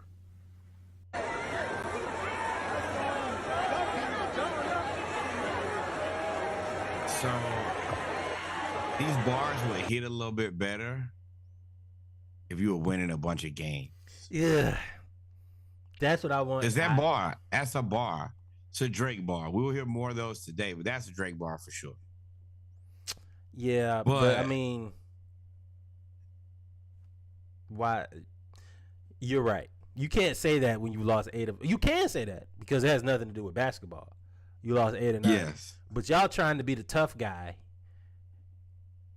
and then this happened before your man's got slammed. So I mean, at the time they was the tough. They were still acting like the tough guys, and it's not like they're ninth. They're like 3rd or 4th in the West, right? 3rd, second. So yes, second, correct. So I mean they're good, but I mean they are living into they are leaning into this persona of them being the villain. And he said I checked his temperature and he didn't have a fever. Yeah, I mean that's funny. It's the Pacers too, bro. I mean, come on now. You trying to be the tough guy. Hey, when the Celtics come to town, do that then. Yeah, bro. check that temperature with Marcus Smart and see what's going on. You know what I mean? Don't check it on Andrew Nembhard. Come on, bro. And T. Morant. Stop no shot at you Andrew. need to stop telling, bro. T. Morant, first of all, yeah, you want to make yourself part of the game so bad. You want to be that guy. You can be cool. Don't little brother yourself, man. Don't talk a lot of noise, and then when somebody tell you to shut up, you go get your big brother. Don't go get Ja. Yeah. You know what I mean? If you talking noise and you saying something, stand on it. Y'all supposed to be tough. Stand on it. It is what it is. Ja don't need to come over there and fight your battles all the time. You a grown man too. And T, you starting to be in the news and on TV too much for me. I ain't gonna tell another grown man what to do, but I'm noticing you. Yeah. And last time I checked, a lot more than Ja too. You don't play in the NBA. What we thought LeVar Ball was gonna be. Yeah, they got LeVar out of there. He figured it out. They got him to be quiet. And T, you might be cruising for the same thing now. Now, if he didn't say anything disrespectful, then Nembhard, you were wrong. But you can't, as Reggie Miller said with Spike Lee, don't insert yourself into these lines and then get mad when I respond. Don't do that because there's a lot of trash talking. There's a lot of trash talking in basketball, in sports, period. Amongst the best. It's the best of the best. A fight come with that. And now you trying to fight people that are bigger, stronger, faster, and everything. Now, with the fights, though, again, Ja, be mindful of the company you keep. Something that has now we don't know how much of this is true. We just know that the Pacers staffers were rolled up on by Ja Morant. Well, by Ja Morant's friends, and allegedly Ja Morant was in allegedly Ja Morant was in the car, and they pointed lasers at the Pacers staff, and the Pacers staff thought it was lasers connected to a gun. The league investigated the incident in which Pacers staff believes someone associated with Ja Morant pointed a gun at them in the FedEx Forum parking lot. The group, according to The Athletic, allegedly trained a red laser on the Pacers staff from a slow-moving SUV. Morant was reportedly in the SUV, and the Pacers staffers and additional security believe the laser was attached to a gun, though it's unclear who was controlling it. We felt like we were in grave danger. And apparently the other part is one of his homeboys is banned from FedEx. The one that got escorted out, if I'm not mistaken. Yeah, so for me, this a bad look, man. There's not any space in the game of basketball. I mean, you know, that's kind of one of the running jokes. As much as we love basketball, and let's be very clear, we love basketball. Basketball players, for the most part, are not very tough. And y'all criticized Lonzo when he said it too. Y'all criticized Lonzo when he said it. Yeah. These guys ain't fighting for real. No, not a chance. Nobody want to fight. So now to like this is an escalation that don't ruin your money. You already got it. There is no. Yeah, and he's on pace to make a ton more. Mm-hmm. Don't trick yourself off. That's all I'm gonna say. I'm not gonna go into a long bashing about this, but you gotta move better than that, bro. Be careful and mindful of the company you keep. I understand you got homeboys. Hey man, if you need somebody to go talk to about homeboys, talk to Ray Lewis. Like, you got homeboys, but homeboys can get you in trouble. Sometimes a clean cut is the best thing for both, or just keep them at home. Give them something to do. You know, if they're gonna jeopardize and like even if you were like in that type of movement, you wouldn't do it sloppily like that. That's the reason that is amateur. Is the people who really move like that? They don't do it the way you did. You would have never known that it was them. Exactly. You would have never known it. That you right. I didn't even think about it from that angle like that. You don't seem like you about that life because you too sloppy with it. You ain't even thought this through. You too emotional. Can't be emotional. You're gonna be about that life. Speaking about that life and emotions. We don't support that life. We support everything that's not that specific life. That life is the furthest life thing. But this life though on the court. That life too. This life on the court, ladies and gentlemen. I mean, so Mo Bamba, this is the most unlikely fight that I never thought I would see this fight. Never thought I would see it. Mo Bamba and Austin Rivers. Austin Rivers with the bitch slap. Jalen Suggs comes with the tackle. The blind side takedown. The sling down. It's a blind slide takedown. The melee. If you see this play, I want you to understand this is how my high school career went as far as me tackling people. Oh, you were one of those guys? That's a Norwood tackle right there. Hey, did it work? Get your shoulder on the other side. No. You get him up off the ground. How about that? So that's apparently Mo Bamba says something to Austin Rivers. It still has not been revealed what he actually said, but they got into it. Austin Rivers rolled up to the whole Magic bench and said, "What's up?" The whole Magic bench. He rolled up to the whole bench and said, "Y'all ain't about nothing." Rudy Gobert, you 7'4", and you can't. Jonathan Isaac, 2 days back from a broken whole lower body.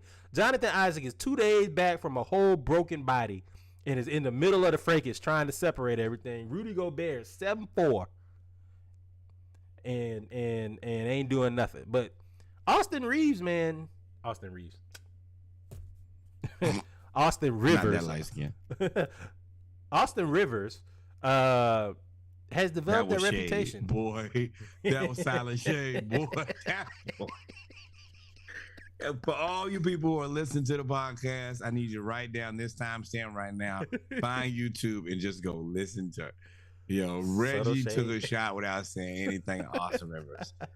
These are two players that I actually both enjoy. Of course, I like all the crazy people.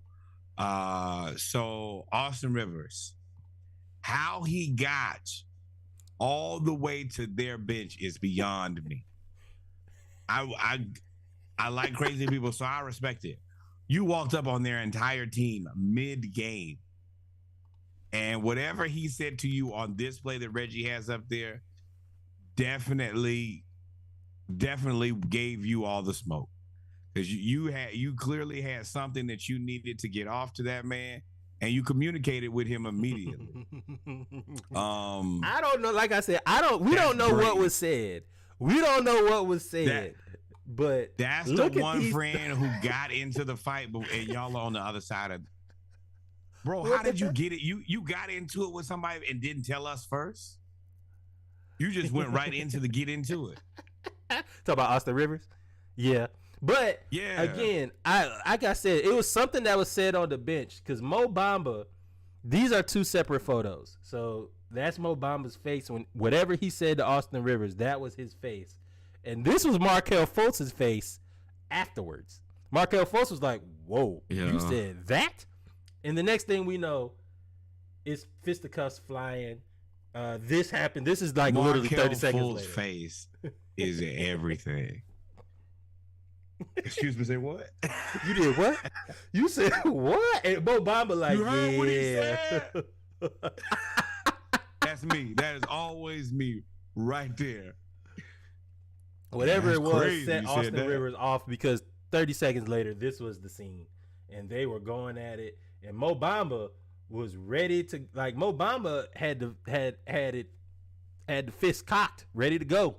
But We'll give you this one. We'll give you this one. And he But then, of course, Austin Rivers got tackled. But like you said, I don't understand what Austin, like, he threw a punch though, but Jalen Suggs just was like, nah, get on the ground. And then Mo, nobody sees that shove of that got Taurean Prince pissed off. Mo Bamba shoved the shit out of Taurean Prince. I mean, Mo Bamba arms are 8 feet long. You actually wrestling with Dazim. Are you crazy? Boy, they going at it. Look at Jared Van. I mean, it's a whole bunch of people. So then Austin, like, this is still funny to me. I would like to make this the album art if you want me to be honest. But I wish it was clearer. I would definitely.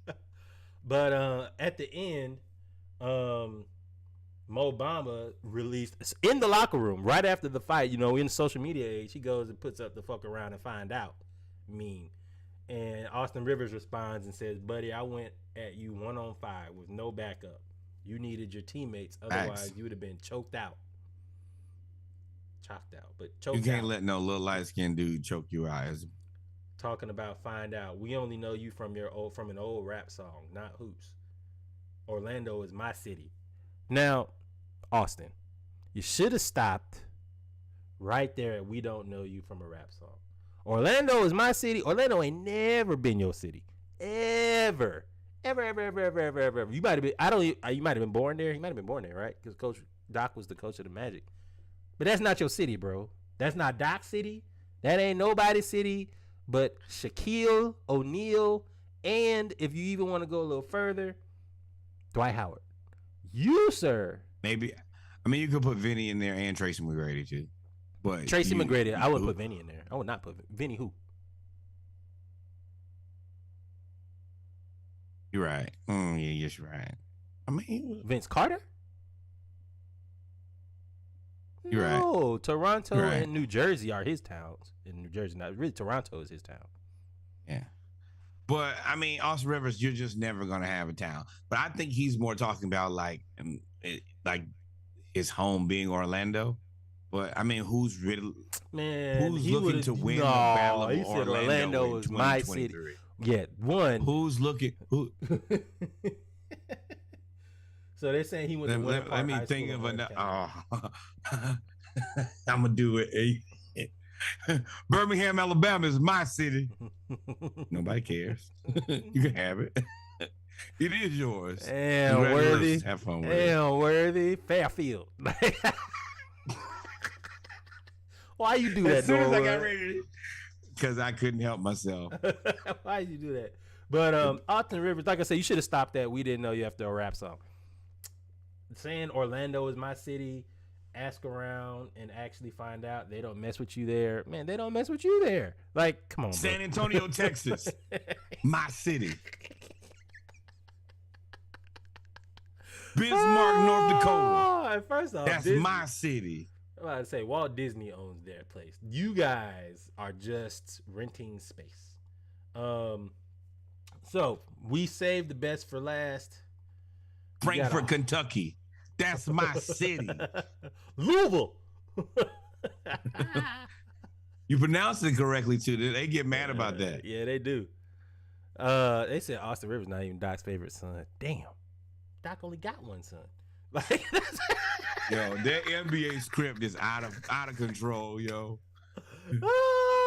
So here we go, ladies and gentlemen, what you've all been waiting for. Kyrie Irving. I mean, just to talk about it. Kyrie Irving has been sent to the Dallas Mavericks in exchange for Spencer Dinwiddie, Dorian, I thought it was Dorial, Finney-Smith, one first round pick and multiple second round picks.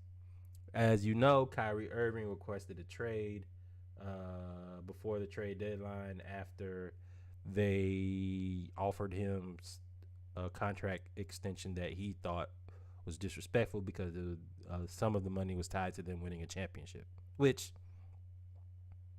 we'll get there. As a result, people act like this was such a long time ago. This was like 18 months ago. I don't even know if it was 18 months ago. This was like 2020, the end of 2021. Kyrie, James Harden, and Kevin Durant back together. Well, not back. Kevin Durant and James Harden back together. Kyrie's the third man. And it didn't work out. Kyrie demands a trade, gets traded to Dallas. And LeBron, Lakers fans, when they saw Kyrie's trade news. But before that, who do you think won this trade? Mavericks. Really? Mavericks won this, yeah. So clearly the Nets had no chance to win this trade. They were negotiating from a place of weakness. And you got some players back, but what did you really get back? Well, DFS, okay, good. I guess. Dinwiddie is good-ish. He's not. I mean, he's the third best player on that team, on the Mavericks. Who was number 2? Christian Wood. Far and away to me. No. Yes. Oh no, yes. Christian Wood was not better than Spencer Dinwiddie on that team. I don't think so. I disagree. I think Spencer Dinwiddie has never been in a position to where he's the go-to person. Every time he's the go-to person in Dallas, he averaged like 25, 5, and 5. He's always not. He's not the go-to person. He's the person to go. And Christian, I'm telling you, in my heart of hearts, I think Mark Cuban was very smart about what he let go. He said Dorian Finney-Smith. You can't let go of a big man. You can't let go of a big man. Good-ish basketball player, but not a world beater. Spencer Dinwiddie. He's not. I mean, especially at the position that he plays, he's. They just call Trey the 12th best guard. What do you think Spencer Dinwiddie is? Well, they call Trey the 12th best guard because they was disrespectful, but what I'm saying is Spencer ain't in that category. No, he's not, unfortunately. But and then you got Dorian, and then you got Finney-Smith 2027, 2029. Yeah. Now, the part of this trade that I can tell you was a lot of hate from the Nets was the Lakers could have given you a very similar package. They could have given you 2027, and they were going to give you a 2029 first. Thank you, Sneaky. They'd have to but you just have no way to get a guy as good as Kyrie. Well, what I'm saying is, my point was the Lakers. This is why I said it was hate, and we said it was hate and they said it was hate. They could have taken a better package from the Lakers. They could have gotten you where you want to go. 2027, 2029. They said we never were going to send him to LA, either one of the teams, because the Clippers offered a very aggressive package as well. Bro, you cannot break up with me and then ask for an Uber to the next guy's house. You got, hey, bro, I will drop you off in Bismarck, North Dakota, talking to me crazy like that. They took the Travis Schlenk approach and was like, oh, Absolutely. You want to demand a trade? We sending you to Siberia. Not Siberia because it's Luka Doncic, but we send it to a place that you don't want to go. Yeah, this is probably out of all the places that we have a trade package that we like that's not in our conference and not where you want to go. This is best of both worlds. This satisfies all of the Nets' needs. Now, the tricky part about this is if they make this work, you really, they got a little piece of a team there. Dwight Powell at the 5, Christian Wood at the 4, Tim Hardaway Jr. at the 3, Luka and Kyrie. Now you're gonna need 2 basketballs like they have in this photo for this to work. But ain't no defense. I think that they ain't got no defense on the court. Not a defensive soul on the floor. Zero. I think that they're also. I think this will help Luka out. Right now, I feel like Luka has to do all of the heavy lifting as far as the points, and still be the number 1 rebounder, and be the number 1 facilitator. I think that he could really. I think from a point standpoint, he probably has to average just as many points. He's gonna have to average just as many rebounds. He's gonna have to average just as many assists as he did before getting Kyrie. May even have to average more because they don't have any. They don't have any defense. You think that? You're saying that they're gonna have to score more points because they have less. Well, they're gonna. Even they lose rebounding with Finney Smith and Kyrie. Even though, I mean, Finney Smith is just a taller person. You lose inside presence, so you're gonna have to score more. But I mean, Kyrie is probably gonna give you 25 a night, right? You still, if Luka, for that team to flourish, you still gonna have to average 30 or whatever he's averaging. Well, I don't think anything changes. I don't think personally in this trade, I don't think anything changes on this team from a load standpoint on Luka. I mean, Kyrie is like 25 points. Dorian and Spencer Dinwiddie together like 25 points. So nothing changes. You get worse defensive wise, but nothing changes. I mean, now but the thing about this is, if this Kyrie thing doesn't work, you didn't lose 2 players that are not replaceable. No. Now the reason they're getting rid of Finney Smith is because of the emergence of Josh Green, the 6'5" shooting guard / small forward. So he's the one, because Dorian Finney-Smith is 6'5" or 6'6" too. So he's the one that allowed for DFS to be able to be moved. And then Kyrie Irving is supposed to be able to replace or be an improvement on Spencer Dinwiddie. So I see the logic in it, but that puts a lot of onus on Green. But again, everybody else got to be spot-up shooters, which they can be. Christian Wood, Tim Hardaway Jr., and Josh Green can be spot-up shooters, and you have 2 people that can get their own shot at all times. I would like to see how this offense is going to run, though. It sounds like the best version of the Nate McMillan offense from what I see. Ain't gonna be a lot of cutting because they're gonna have to pick and roll and one-on-one basketball it out with this team. Is gonna be a funny game, and you know it already. You already know Hawks and Mavericks come with a little bit of. There's always the backstory. Always gonna have a little. So bit of then spice. now it's gonna be.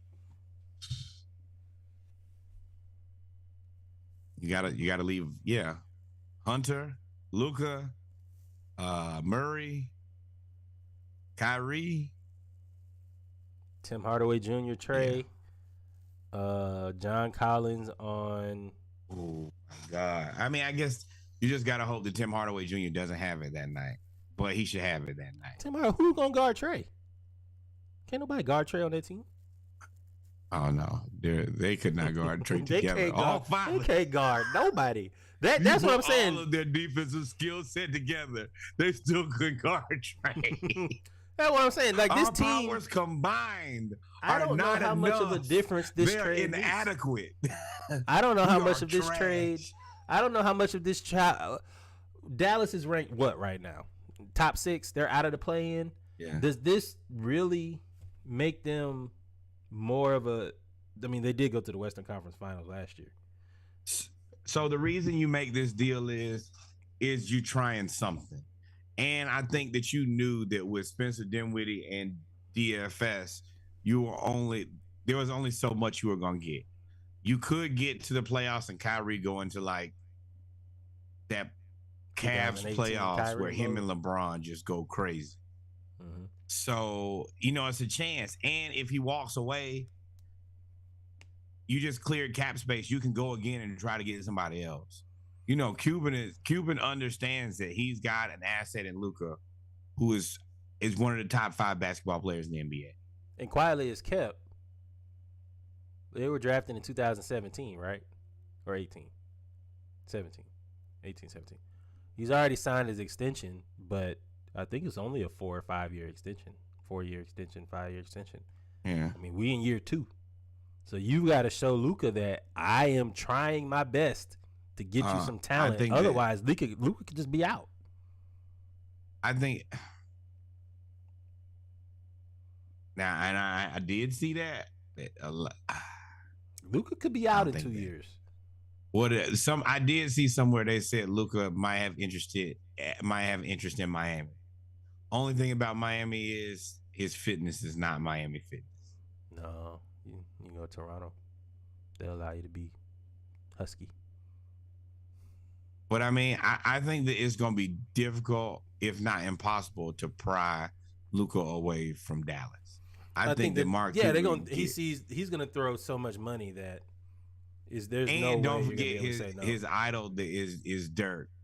So it would take a whole lot. And Cuban likes to keep his guys, and Luka is a Cuban guy.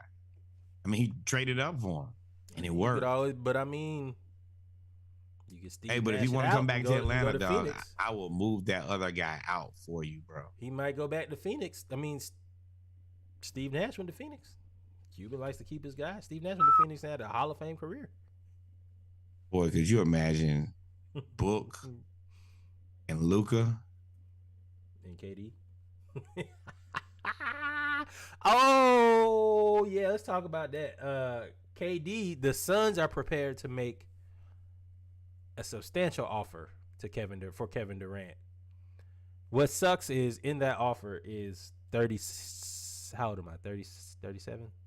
So that means Chris Paul is 37. 37-year-old Chris Paul. You know how much bad luck you gotta have. Chris Paul gets hurt every Western Conference Finals. And or when he was supposed to go to the Lakers, he gets vetoed for no reason. And now you have a chance to get Kevin Durant, who they were trying to get last year when he wanted a trade and they just didn't trade him. Now there's a possibility that the Suns could be first in line to get Kevin Durant should he request to be moved because of this Kyrie Irving nonsense. Chris Paul is included in that trade. They said they tried to offer Chris Paul for Kyrie. I don't think that works because what? Nicholas Claxton. What about Nicholas Claxton? You can't. If I'm getting KD, I want DeAndre Ayton back. Ayton makes $133 million over 4 years. That's $30-something million a year. Kevin Durant makes $40 million. You give me Nicholas Claxton is on his rookie deal, if I'm not mistaken.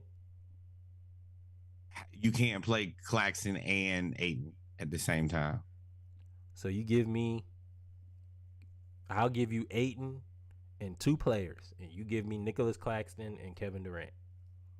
I'm not giving you Nicholas Claxton, who is the defense. Maybe the only player that we've ever developed. The defensive player. And as soon as we get him, no, hell no. I'm not giving you one of the greatest basketball players of all time and a guy who might win Defensive Player of the Year for Chris Paul and anybody in Ayton. And DeAndre Ayton? No, I know that Ayton hates you. I'll wait. I just let you sit. I'm more willing to let people sit in misery than most people. I figured that out. I'll let you be miserable over there because eventually you're going to break. Yeah, but you also not thinking about the bottom line. Like, they going to lose. I mean, they're looking at revenue. It's a whole bunch of stuff that they're looking at. Oh, no, but I feel as the salaries inflate, the other thing that has to inflate is the trade package in return. These guys getting paid $300 million now. You have to send me your team if you want one of these players. I'm not playing with you. I'm not negotiating. I'm not sending you DFS and Spencer Dinwiddie for Kyrie. No. In a 2020, and a 14-year-old and a 12-year-old. Yeah. 2027 and a 2029 pick. Seeing you them two mediocre guys and some middle schoolers, you got me messed up, bro. Everybody thought Kyrie was going to the Lakers. LeBron just tweeted, "Maybe it's me." He tweeted that right after Kyrie got traded to the Mavericks, and he said, "Maybe it's me." Now, I don't like this tweet because he was traded. It's not like I think it's funny, but it's because Kyrie was traded. It's not like he chose to go there. But they said this is Lakers fans when they saw Kyrie trade news. LeBron is dramatic. So first of all, maybe it's me is going to be another Drake lyric. I cannot wait. I woke up this morning feeling like LeBron's maybe it's me. Oh, I cannot wait for that. Oh, LeBron's frustrated. But I mean, it is you. It is you. You traded away all the assets. Now you're upset because the team doesn't have assets and you can't get players. Bro, you traded away Kyle Kuzma, Lonzo Ball, Brandon Ingram. There's like 13 people on that list. Josh Hart. And now you're asking maybe it's you. Yes. Have you not seen every place that you go this happens? Don't wait for it. Get in the studio, Norwood. Ghost right. Hey, y'all do not want to hear these bars. I'm just gonna steal what these players are saying and put it in a Drake voice, and it'll be fire. So what do the Lakers do? Gonna help me write the song too. What do the Lakers do? What do you think the Lakers are gonna do to start the season? Same thing. Nothing. It's over. You got that one cloudy ass rain. And that's it. So you saying their season is over? No. Did you not win? Am I the only person who knows that?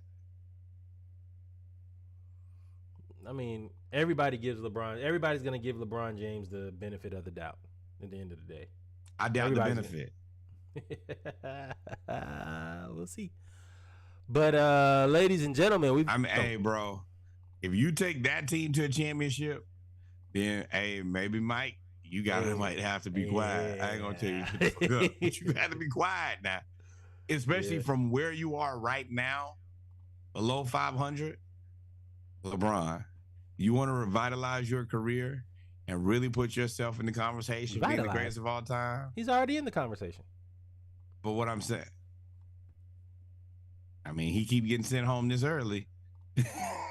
It's going to be 2 years in a row real bad. Nah, them teams are bad. I mean, that's like the Bulls got sent home first when Michael Jordan's teams was bad. Well, the other part is where do you see that this gets better? Once they signed Patrick Beverly, I was like, ooh, they desperate.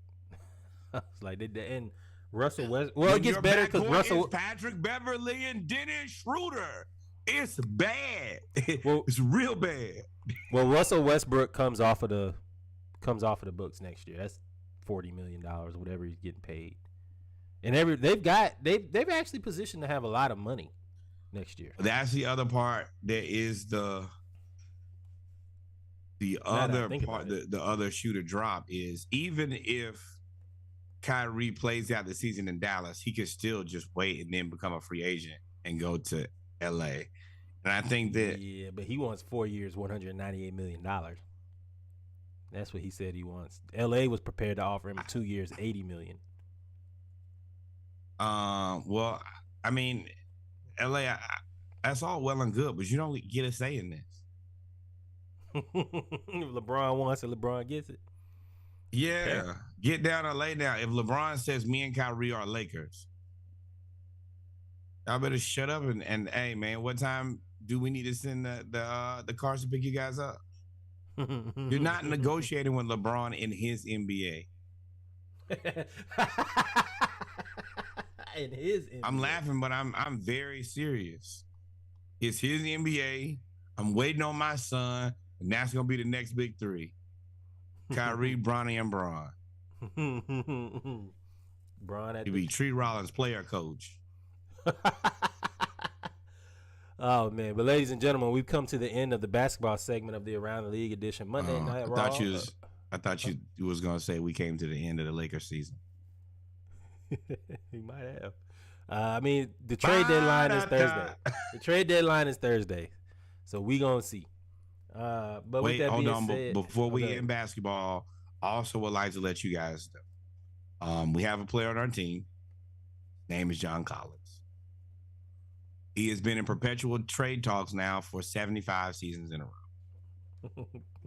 row. If they do not trade him by the trade deadline this year, I will be starting a GoFundMe for his mental anguish and pain. Whatever you feel the need to donate, please donate. But this man thinks he's going to get fired from his job every day for 3 years. I'm 100% sure that he needs some level of counseling, guidance, and we got to help him out because the Hawks don't care about him.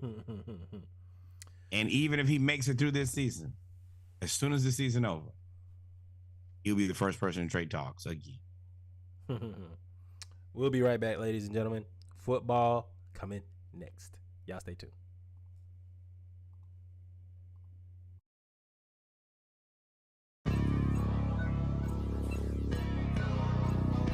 Hey man, everybody stand up if you ever had your back against the wall and had to fight back. It's your anthem. My view from the top of the moon, I can see the whole world sitting in my hand, amazing view. We finna break the rules, and we gon' make them too. I can't fall asleep, I gotta stand tall, that's what a leader do. Follow me, I'm leading you. Hey, we finna turn up, crank up the heat in here, they finna burn up. Told them I'm coming, I'm here, tell them they time up. I said it once, I'ma say it again, this here be my year. I ain't gon' show no fear, I know that I'm built to equip for what God want me to do. I'm number one out the two, it don't know where I'ma lose. I hate the struggle, but it made me harder. I made it far, but I wanna go farther. This not for me, this for my son and my daughter, my family tree and their daughter. I'm the chosen one, I'm wearing that jacket. I was down, now I'm up, now I was the underdog, now look who be left. I'm better than you guys, yeah. The champions, the champions. Hey, we gon' bow, never fall, the champions, the champions, the champions. Hey, we gon' bow, never fall, I put my head up and told them crown me. My ring finger got a rock on it, rock on it. I put my head up and told them crown me. My ring finger got a rock on it, rock on it, rock on it. Do dirt on my name, try to bury me. Do side on me like they was seasoning. Now this my season. Weathered every storm that was sent my way, but promise you it wasn't easy. Took some patience and grieving. I was believing when no one believed me. I was believing when no one believed me. Now they gotta see me from the nosebleed or the front row. I don't care who I see. Dreams to reality, I'm too real for reality TV. Remember I was piss poor, now I'm writing this song from a balcony. Told them watch out for me, but they ain't see me coming out they roadkill. No alone nights on that road, feel like keep pushing even though we don't feel right. Blood, sweat, and tears just to live life. Talk to God even when I didn't see light. Still talk to him when it got bright. Dark days but made for the spotlight. We paid, now mama can sleep tight. The champions, the champions. Hey, we gon' bow, never fall. The champions, the champions, the champions. Hey, we gon' ball, never fall. I put my head up and told them crown me. My ring finger got a rock on it, rock on it. I put my head up and told them crown me. My ring finger got a rock on it, rock on it, rock on it.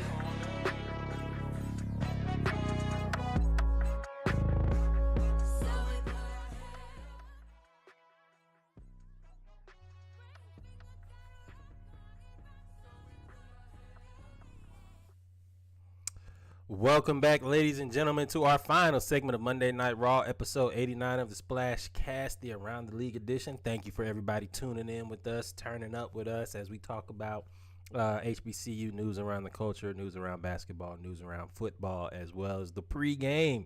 You always remember, do what, Norwood? Like, follow, subscribe, and maybe you peruse Scissor's Instagram in your free time. Always congratulations. That was a wonderful album.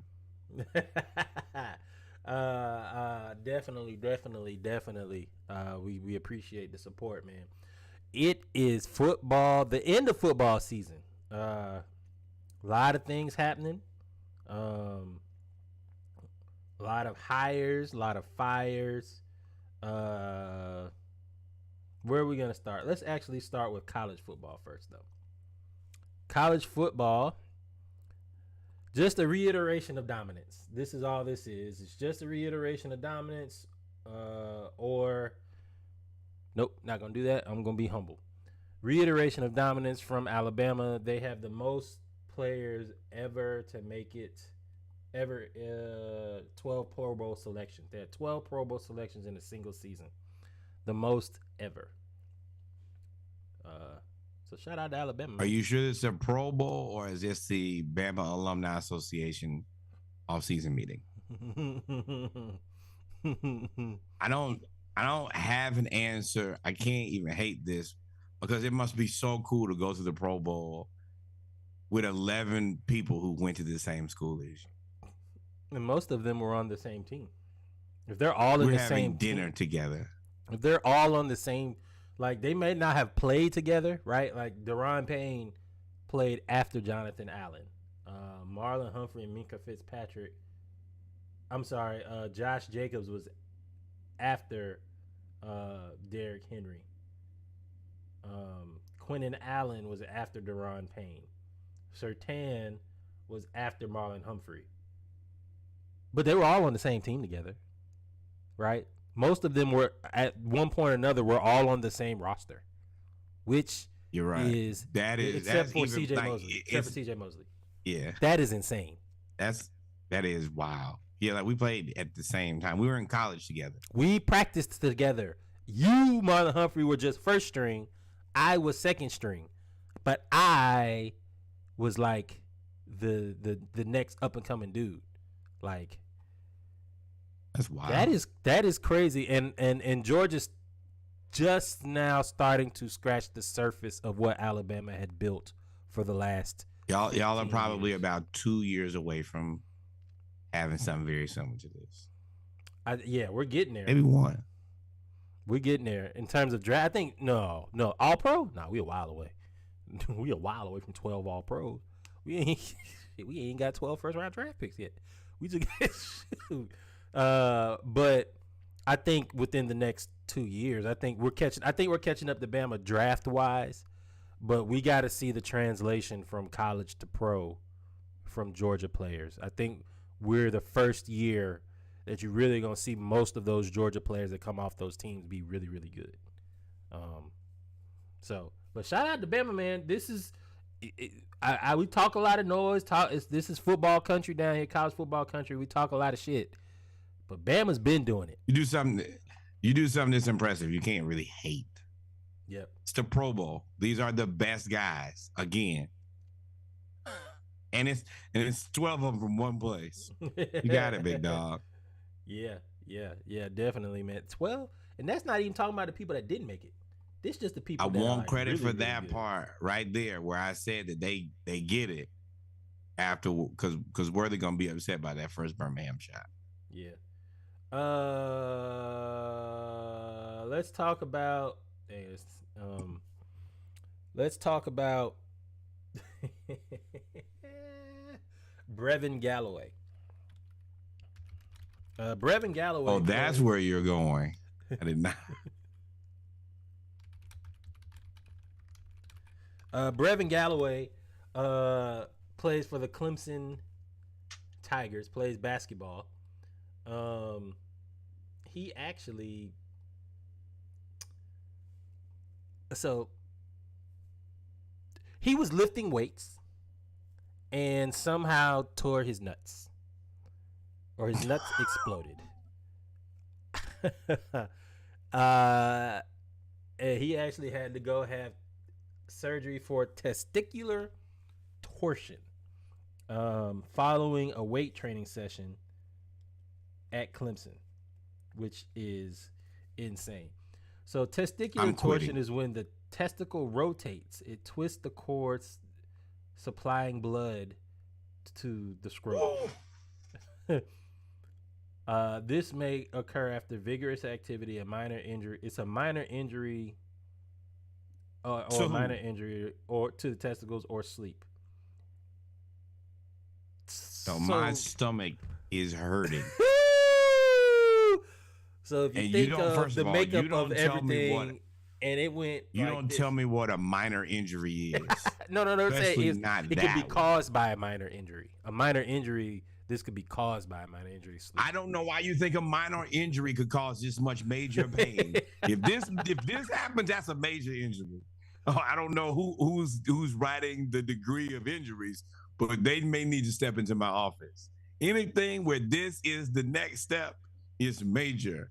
And the most major. We don't have the photo. So he actually woke up from anesthesia and gave a explanation of what happened. He was lifting weights, and he looked down. And I'm not giving you guys. Get the camera out of my face. He was on anesthesia, but he said his nuts had even more. Hey, no. I don't know if y'all can tell. I am currently uncomfortable even thinking about this. Yeah. And for people to be asking him questions about this, number one, is terrible. I am happy though that he is going to get paid from this, and has signed the NIL deal. The least you could do after what I would consider probably a traumatic experience is to be able to at least be able to receive some financial gain over the traumatizing experience you just went through. Yeah, people gonna listen to you. They sure enough gonna listen. Does that feel comfortable to you? If it feels comfortable to you when your nuts exploded, stop. Then it must feel comfortable to me too, because my nuts are intact. Yes. Now, speaking of nuts, yes, we can go. Let's go back to Tom Brady first. First link. What's Tom Brady? Oh, you talking about Tom Brady? Signing the deal with Fox for $375 million. Oh, wait. Let's wait, because I'm going to do a lot of yelling about that, because I think that they should pay Lamar for that. But before that, yeah, you'll see. This deal is nuts, too. 13. So we covered Jaden Rashada. We said that he backed off his commitment after an NIL contract worth an unprecedented $13.85 million fell through. The deal broke down. He was supposed to get paid $250K per month as a freshman, $291K per month as a sophomore, $375K per month as a junior, and then $195K per month as a senior. I'm assuming that went down because if he's living up to what he's supposed to be, he's going to be gone after his junior year anyway. As soon as he signed the letter of intent, Florida was like, never mind. Or not Florida. Whatever booster promised him this NIL deal. Florida, no. We ain't playing. These NIL deals ain't in lockstep with Florida. You're right. It's another quarterback we lost. I have issues with losing this as the school, but I have no issue with him walking away. You promised me my $13 million. Where's my $13 million? Where now is my I'm gonna tell 13 you mil? that there is not a single way on this planet nor any planet near and or adjacent where you could pay me $250,000 a month and I'm going to survive and make it out of this place and make it to the NFL. At college, I would have got by $500,000. old. I would have probably done a couple months of summer school. I would be up by $1 million, and yeah, I would probably just be on my way. But and that's not me. Kids stay in school, but you promise somebody $13 million and don't have their money, they're gonna leave. They're gonna leave, and the NCAA agreed with it, which is this. The larger picture is, or discussion is, they're going. This is going to cause people to have to regulate the NIL. It's gonna have to, because I think this is gonna happen more and more. Luckily, he's a 5-star quarterback that had a chance to go somewhere else. Imagine if he didn't I have think a they're chance gonna to let him out, and I think that they're gonna, you can't do this but one time. You pull this trick bag Bush League shit where you promise somebody $13 million and be like, oh, don't got the money. Okay, don't got the player. I'm out of here, my friend. I'm not playing with you. Yeah, they're definitely out of there. He was he was out of there immediately. As soon as they said no, he said, I'm not showing up to campus. We gonna figure this out, but I'm gonna let you know where I'm not gonna be there. And you got my valuation up to $13 million. All right, I might have to take a pay cut. I'm at 10. All right, but I'm that's out. Fine. Yep. Quickly. The University of Maryland is the only Power 5 school with a black president, athletic director, and head football coach.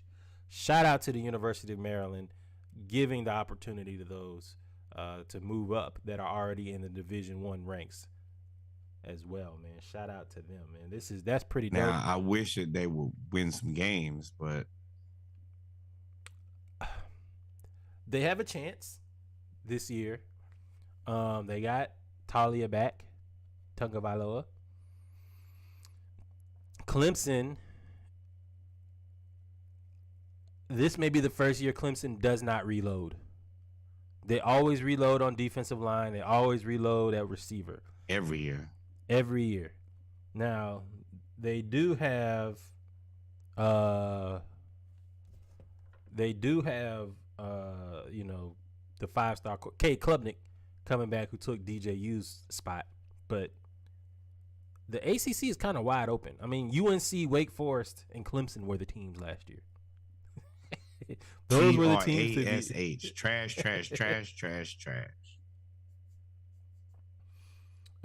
So we will follow this team even more closely now, because we want Maryland to do well, because they have such a black school. Yeah, this is black leadership. This is the education trinity. And the Father, Son, and the Holy Ghost. You got the president, AD, and oh man. But that's also the ability for them to probably sit down and have private conversations and their influence, especially in Maryland. That is where you really move a mountain. Yeah, man. Shout out to Mid-Atlantic. Let's get this football team up and running. Shout out to them, man. More. It's also nuts. So, West Virginia recruit just committed to the University of West Virginia. He's a legacy. His name is Torrey Johnson Jr. Torrey Johnson Jr.'s father, after he committed to West Virginia, says, "From being in your mother's womb on West Virginia University's campus 17 years ago in 2006, now you're about to be enrolled as a student athlete at the same place you were conceived." This is black dad embarrassing his son times 1,000. This was definitely thought out. It's hilarious that he said this. But Hey, talking about give me your Twitter. Give me your Twitter. Going to college, bro. But I mean, if he's good, then he gonna be it don't matter. Nah, this is where you and your dad had your first man-to-man conversation. You gonna take that down? Oh no, he looked like a DB. His dad looked like a linebacker. Might be a little different. All right, I'll steal your phone. I'll find a way. I mean, think about it. 2006. I grad, 2007, 2006. He was 22. That's the year above. That's Josh year. So, I mean, he knows how to use Twitter. He got Twitter when it first came out. Clearly, he don't know how to use Twitter because of this tweet. Give me your Twitter. I mean, that's hilarious, though. You got to be mad. I'm offended on his behalf. You got to be big mad, though. All right, man. All right. Let's jump into this. Where do we want to start in NFL? Do we want to start with everything else that's going on with the hirings, or do we want to start with dope? I mean, there's been a lot of dope being taken. We can talk about Tom Brady since he's the most relevant. Tom Brady just signed a 10-year, $375 million contract with Fox to be a commentator in which he will broadcast in the year 2024, starting in the year 2024. $37.5 million a year, potentially making more money than he's made in the NFL. That is insane. Ooh, sneaky. I won't point out the door. It happened, you know. All right, Torrey Johnson Jr. go find you. You gotta hope the dorm wasn't knocked down. Oh, there's a joke there. You got it. You for sure got it. I was like, let me just lay it there right there. They pick it up. If they don't, then wasn't for them. Oh man. But so yeah. Go ahead. How you feel about Tom Brady? I want to congratulate Tom Brady on, we always highlight your boy Cliff Kingsbury as being the most, exceptional, mediocre man to ever walk the planet. Tom Brady's just the luckiest guy I've ever met. I mean, not ever met, ever seen to exist. He had basically a very normal college athlete, normal body, has flipped that into being the greatest quarterback of all time. He married a supermodel. He had a beautiful family by her, and now has decided to re-up. And in his second act of his career, he's getting paid more than his first. I don't know how you'd write a better script than this one. And he's going to take a year off. And we know what he about to flourish. We know what he about to flourish. I mean, he about to flourish. He is about to freshly get single, in the oven, freshly retired, and cook. $300 and something million. And the kids are gonna be, back at my wife's house, ex-wife's house. Hey, either way, Tommy is about to live it up. Hey, he already posted. Now, Tom, look, and man. This is the issue. This is where you have to have bro. foresight. AB, you played yourself.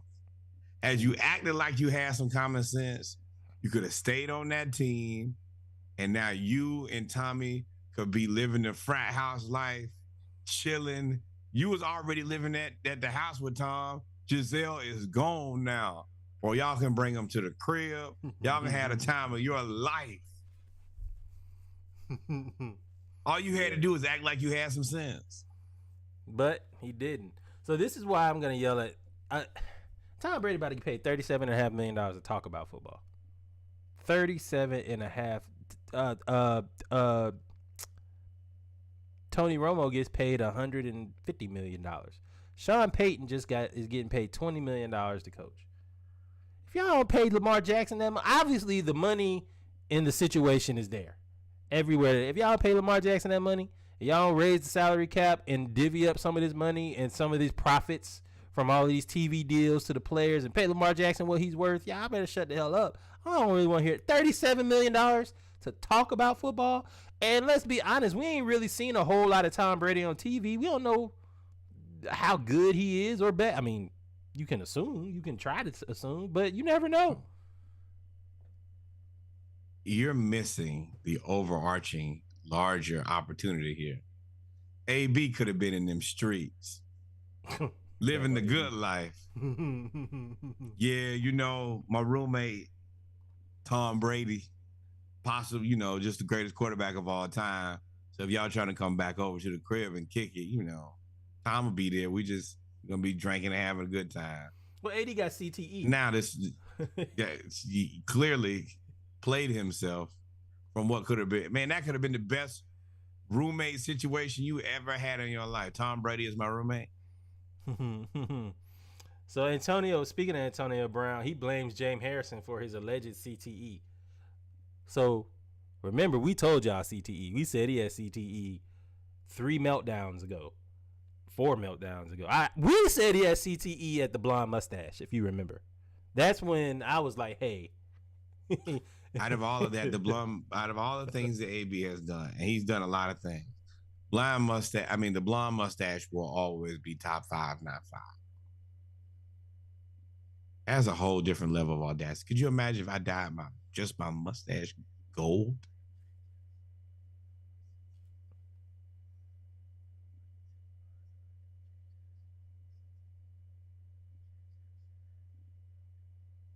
But the other part about this, James Harrison played like 12 years, 14 years. He said 20 years in it. I think that AB is right.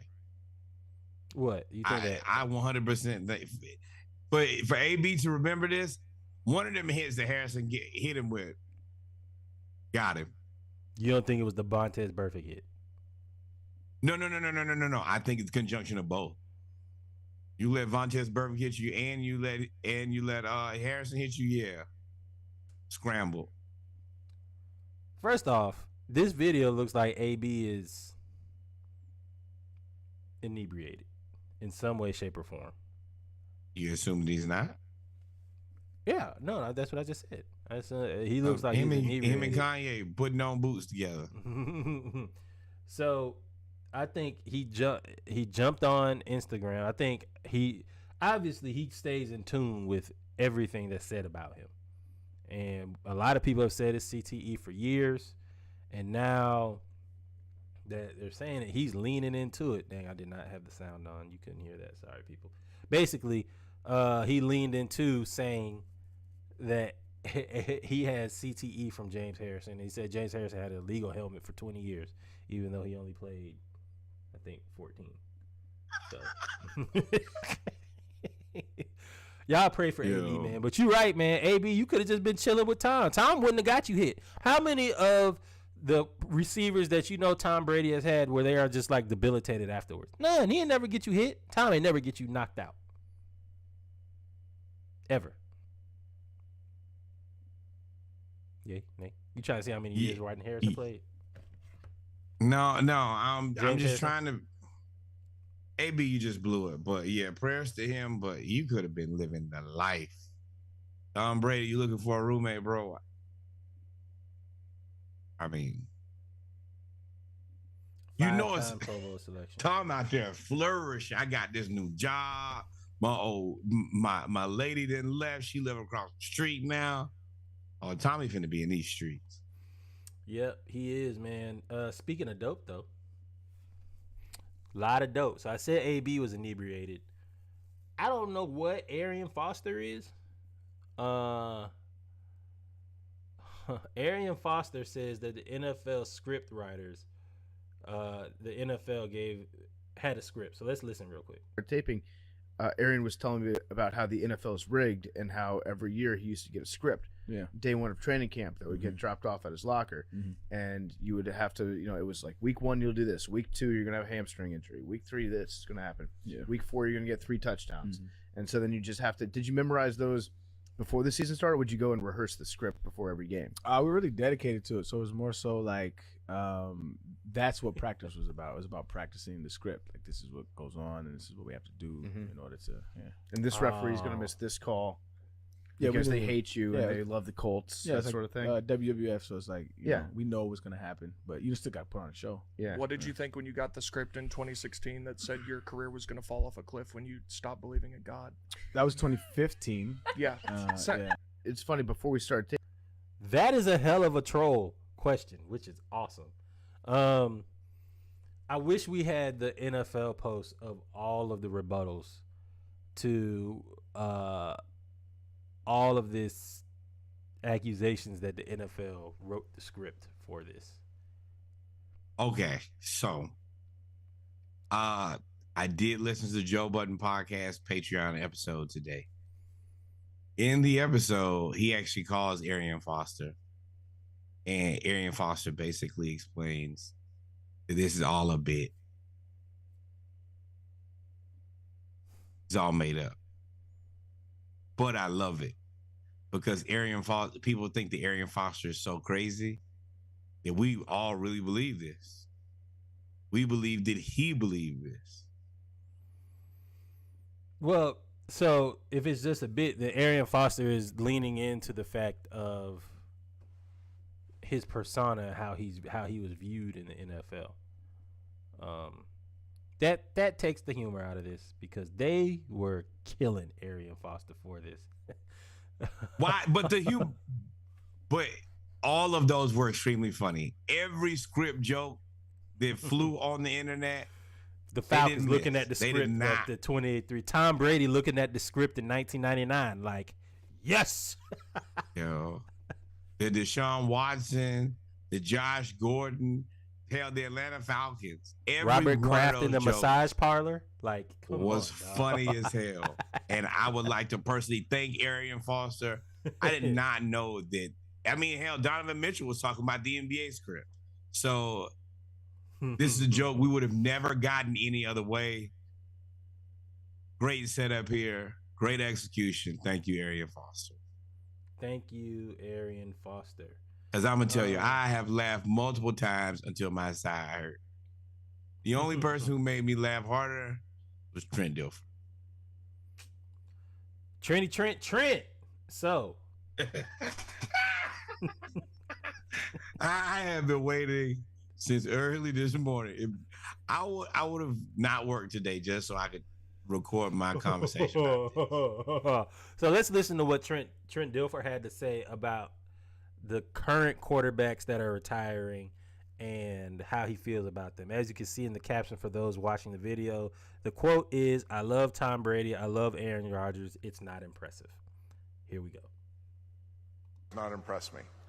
It's super easy when you don't get hit as a quarterback and when you can't reroute receivers and when you can't hit guys across the middle.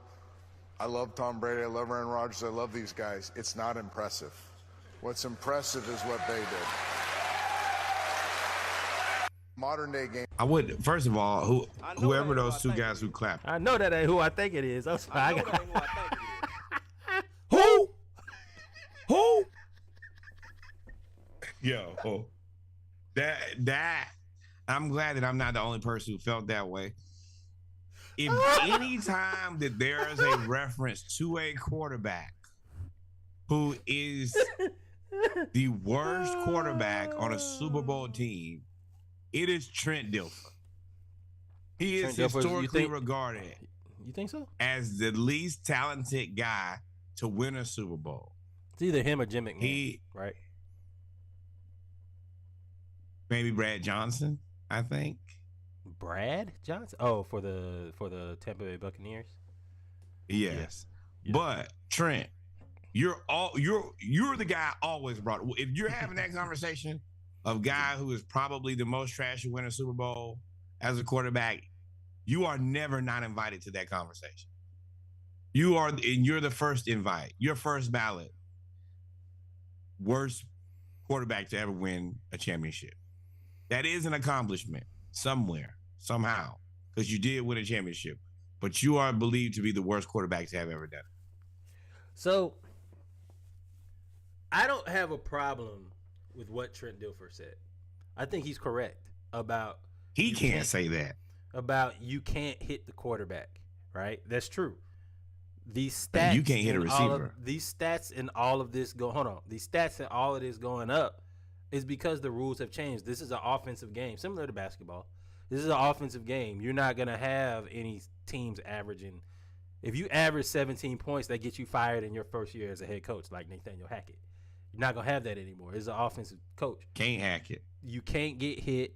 He's right. Tom Brady lobbied, and one of the things that a lot of people hated him for, he lobbies for roughing the passer calls. He's the reason that you can't hit a quarterback in the knee, because he's the one that lobbied after he got his knee hurt.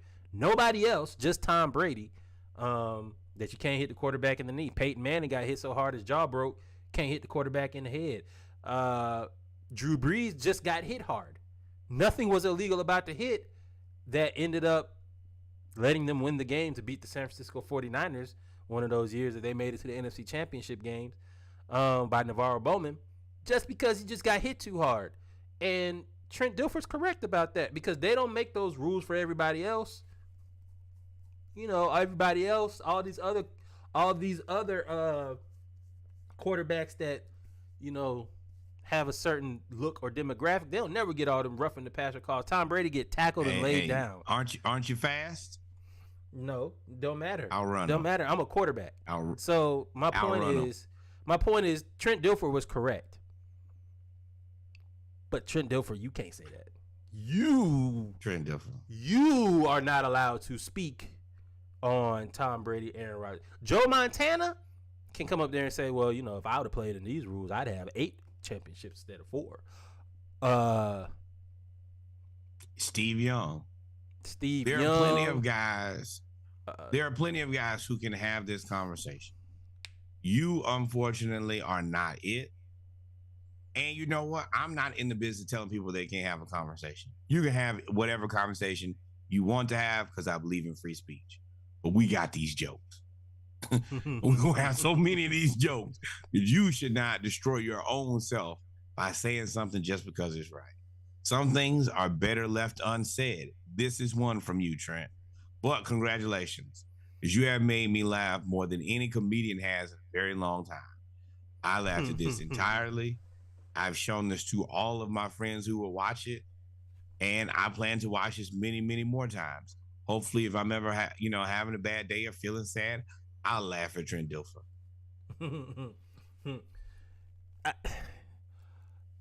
If you would have just been good, that came out wrong. That came out exactly how it was supposed to. If you were good, then this would mean something. Yeah, due to the fact that you're a flaming bag of garbage, nobody wants to. No, we do want to hear this, but we just want to laugh at you, not with you. Yeah, I mean, this is like, well, I can't even say that because he has a ring. See, the having the ring thing eliminates a lot of people that you could talk a noise about when it comes to this. But I think in this case, it's a detriment, because every time that you bring up his ring, you also bring up that he sucks. It's never like, oh, Trent Dilfer, hard-nosed football player. It's Trent Dilfer. Oh, you remember the guy that was the worst quarterback to ever win a Super Bowl? That guy. They interviewed it. They just showed, Super Bowl week. So they just showed, like, they're going through on NFL Network, like the Super Bowls and all of that stuff. Yeah. Those magical season documentaries, and they just showed the Ravens. They interviewed everybody, including Trent Dilfer. They talked about offense with Trent Dilfer in one interview. Everything else was talking about the defense, and the defense only. Like, you didn't really do anything on that team. Like, the defense. You did the absolute least of a person who ever won a Super Bowl. Think about what you had to do. You are Joe McElroy. You are the Alabama quarterback. You were the game manager. You are King Coattail. You had Jamal Lewis at running back. You're Stetson Bennett. You had Jamal Lewis at running back. Stetson Bennett got 2. You had Jamal Lewis at running back. You had Shannon Sharp at tight end with Todd Heap at tight end. They were running the double tight end, run the ball offense. I don't even remember who their wide receivers were. Was Derek Mason there then? Yes, Derek Mason, and then they had the speedy return guy. Quarterback that you have to be that people don't know that you're wide receivers. Tom Brady made Julian Edelman household name. Hall of Famer. That's crazy. which is crazy because Wes Welker, crazy because I Deion feel Branch.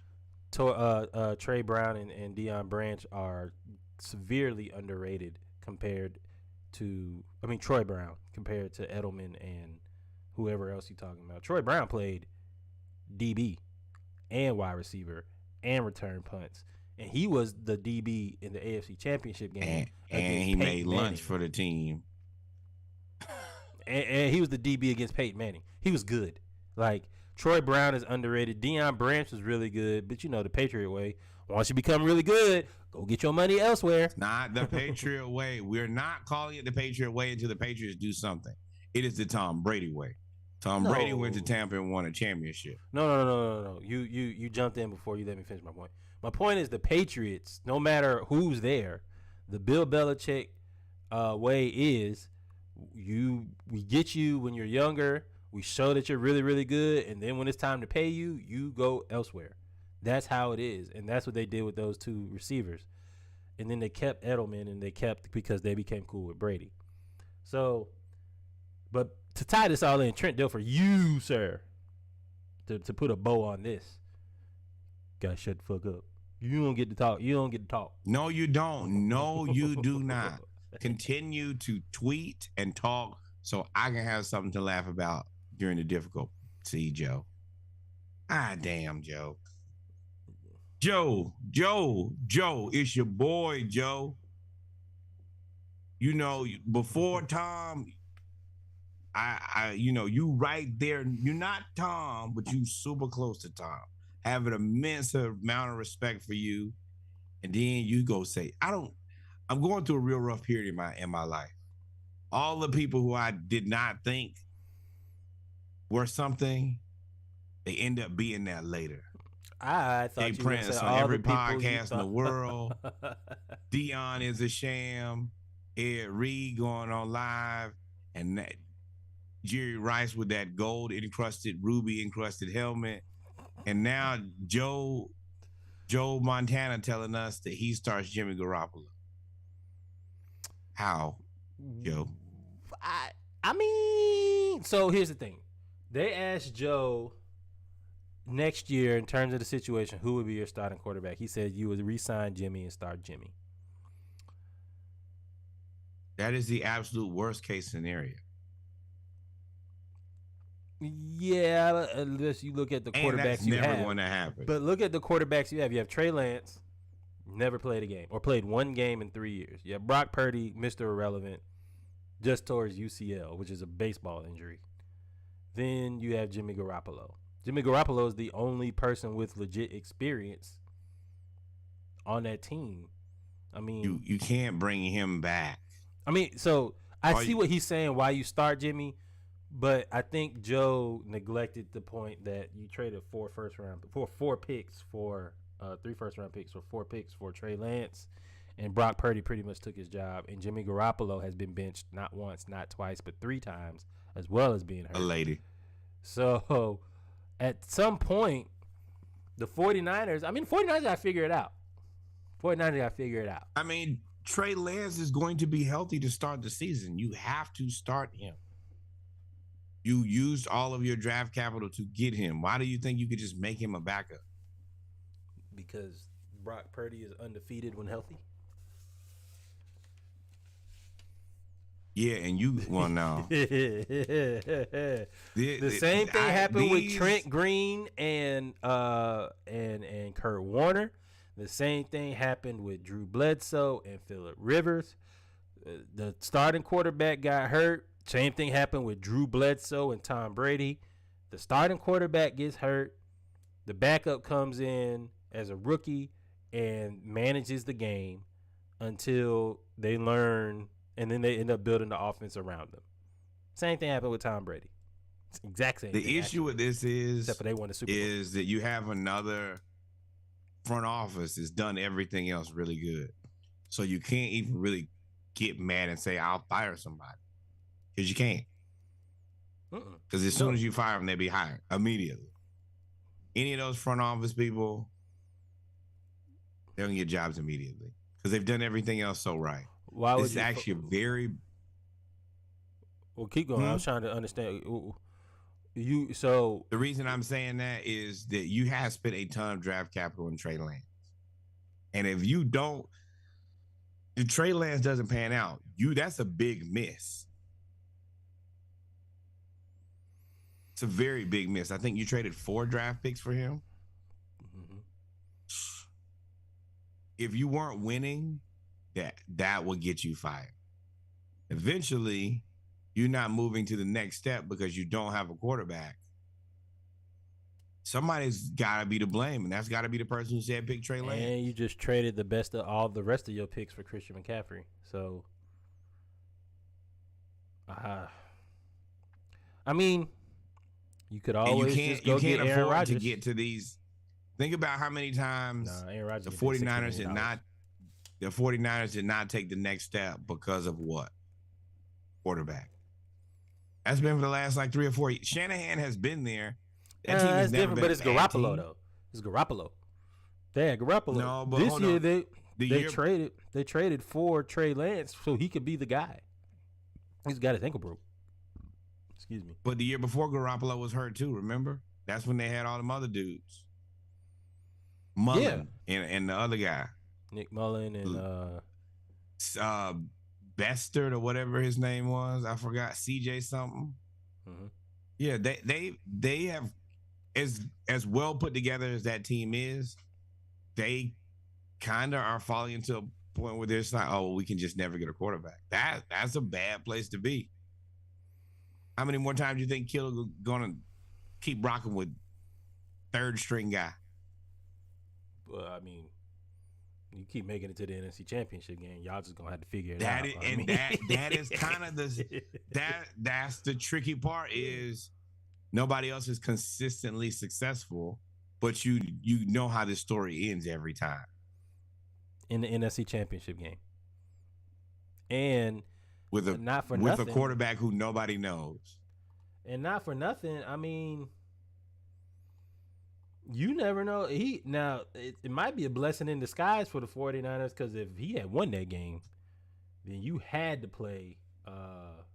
No, that's never the answer. Super Bowl is always the answer. You are wilding. If he went to the Super Bowl and went 11-0 and led that team to the Super Bowl, there's no way that he doesn't come into training camp as the number one. There's no way. You know how people won't care if you went to the Super Bowl, they would not care. You won the Super Bowl, they could tell you all 4 of them picks could go to hell. Because as much as you missed on Trey Lance, you knocked it out of the park with Brock Purdy. Yeah, and just all you got to do is tell them that. Just tell them, have them go fix it on Wikipedia. Brock Purdy was drafted at Trey Lance's spot, and Trey Lance was drafted at Brock Purdy's spot. Hit him with the Men in Black flashy thing. All is forgotten. We got a championship. Yeah, we'll see, man. That is an interesting storyline to say the least for next year. Who's going to be the starting quarterback? Trey Lance. He's the only. Jimmy has to go. I agree. You hurt. spent all of that. You have to. Jimmy's gone. Jimmy's a free agent. I agree because you spent all that draft capital. But I mean, but we also, in the back of our minds, we know that this is going to crash and burn. So we're trying to see how it ends. They ain't crashed and burned yet. They've been chugging along. But how many times you keep driving into that wall before that thing blow up? You got Debo under contract. Right. You got Kittle under contract. You got Trent Williams. It's going to go one of two ways. Either they're going to finally break through and win a championship, or they're going to be the team that was always knocking on Destiny's door. And I'm trying to trade Trey Lance, and you don't have any draft picks. A defensive player. I don't know which one it is. It can't be any of the linebackers, and it can't be any of the defensive line. Maybe a secondary player to the Bears. And get who? Justin Fields. I would do that. That's all you can do. Yeah, honestly, you don't have enough picks to talk to me for Justin Fields. You don't. That's why I'm saying you're going to have to throw in players, and they got the defensive players to throw in. But and they're also looking for a defensive coordinator. No, you don't. No, you don't. Because if you think I'm going to give you the better quarterback for the quarterback that you don't want, then I'm going to want something extremely, extremely expensive. I'm saying hand me a Bosa. You want a quarterback, right? I'm not giving you Bosa. But give me Trent. I ain't taking something. I'm coming back. Like what Denzel say, I'm leaving here with something. I'll give you Trent. Trent's like 34. I'll give you Trent. 32. He's 32. I'll give you Trent. Shit. Trent could be 42 the way he knocking humans out. Yep. Speaking of quarterbacks, though, Patrick Mahomes can walk off the field right now, drive home, and never play another NFL snap, according to Rich Orenberger, and he'd be a first ballot Hall of Famer. 5 seasons in the NFL, and this has never happened before. He's a mind-blowing talent. 2018, hosted the AFC Championship game. 2019, hosted the AFC Championship game, won the Super Bowl. 2020, hosted the NFC Championship game, lost the Super Bowl, but wasn't his fault. Probably was the most valuable player out there on the field against Tampa Bay, including Tom Brady being there. And he was the better quarterback and was the most valuable player out there. 2021, hosted the AFC Championship game. They ended up getting upset by the Bengals. 2022, hosted the AFC Championship game and are going back to the Super Bowl for the 3rd time in 5 years. And again, his first year, he just didn't start because he was a rookie, and they ushered Alex Smith right on out of there after that. My boy, Alex Smith. I mean, I've been trying to communicate this for a very long time. I think to start this season, he'd already had a better career than Dan Marino. As soon as you have a better career than Dan Marino, what are we even talking about? There are so few people who've had a better career than Dan Marino. You're not just Hall of Fame. You're toppest of tier already. I mean, think about all the people who you wouldn't even put. Brett Favre or Patrick Mahomes. Think about this. The most TDs by a QB receiver duo in postseason is Tom Brady and Rob Gronkowski. They played together for a long while. They're at 15. Patrick Mahomes and Travis Kelce are at 13 right now. And they've got probably 3 or 4 more years left. Mahomes got like 10 years. Kelce, I think, is probably going into his. He's at the peak right now. I think eventually he's about to get to the downtrodden part. But I mean, the way that Andy Reid is coaching, Kelce might be able to play another 5-6 years. And this is not on this, but you know who they're looking at. The tight end that was at Utah. That's who they're supposed to draft. Kincaid. So yeah, you could have, like we talked about earlier with Shannon Sharp and Todd Heap. Yeah, Kelce will. I mean, because the other Kelce's ability to always get open, always be valuable open. for 5 more years. Kelce can get open, and then he can be schemed open, and he could get schemed open as well, which is insane. That ain't low key right now. I mean, Gronk was just big and unstoppable, but Kelce has entered that conversation because what made Gronk was the AFC champion. I'm actually watching that right now. The AFC Championship game in which the New England Patriots beat the Kansas City Chiefs, where they basically just lined Gronk up out wide and said, we're throwing it to Gronk every single time down the field. Now, Travis Kelce, who did that last year against the Bills, I mean, at this point, he is unstoppable. Like, there's nothing you can do. There's nothing you can do against him. You can't double team him because Patrick Mahomes is too good. There's too many other ancillary or other pieces that can be open as well. Ain't nothing you can do. So let me ask you a question. Hypothetically, they win this Super Bowl. Is his career better than Aaron Rodgers? Yes. His career is comparable to Aaron Rodgers right now, I would assume. Well, Aaron Rodgers got 2 MVPs, 2 or 3. Patrick Mahomes has 1. Aaron Rodgers has 2. But I'm saying if he wins his second championship, I think that he's better. I don't know I don't know of a way to put Aaron Rodgers in front of him ever again. And if you can't put Aaron Rodgers in front of him, wait, is he better than Drew Brees? Yes. He running it up. I mean, now Drew Brees got two championships. All them people you talking about with one, you can't have that conversation with me, because now you trying to compare your career on superlatives, on everything else, on all of these other accolades. MVP got one of them. On offensive player of the year got one of them.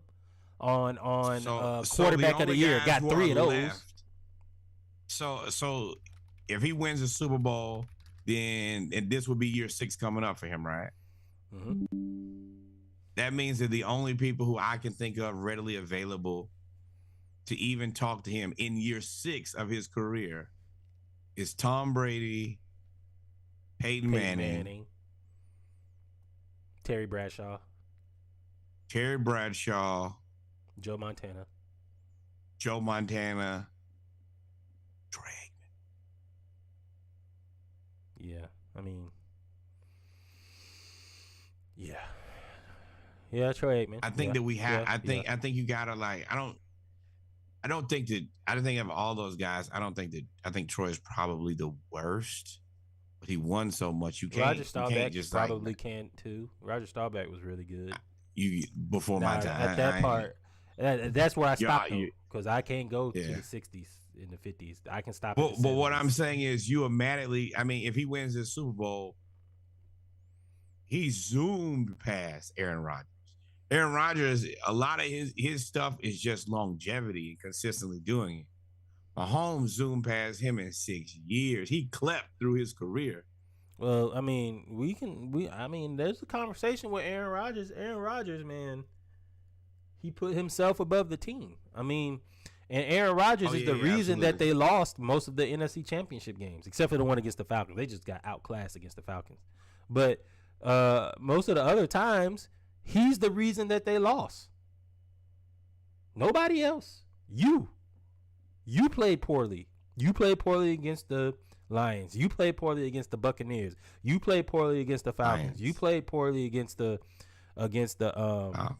Eagles. You played poorly against the 49ers. So there's a conversation to be had about Aaron Rodgers being a bit overrated. But, I just don't think that people have really considered how fast he's moving up.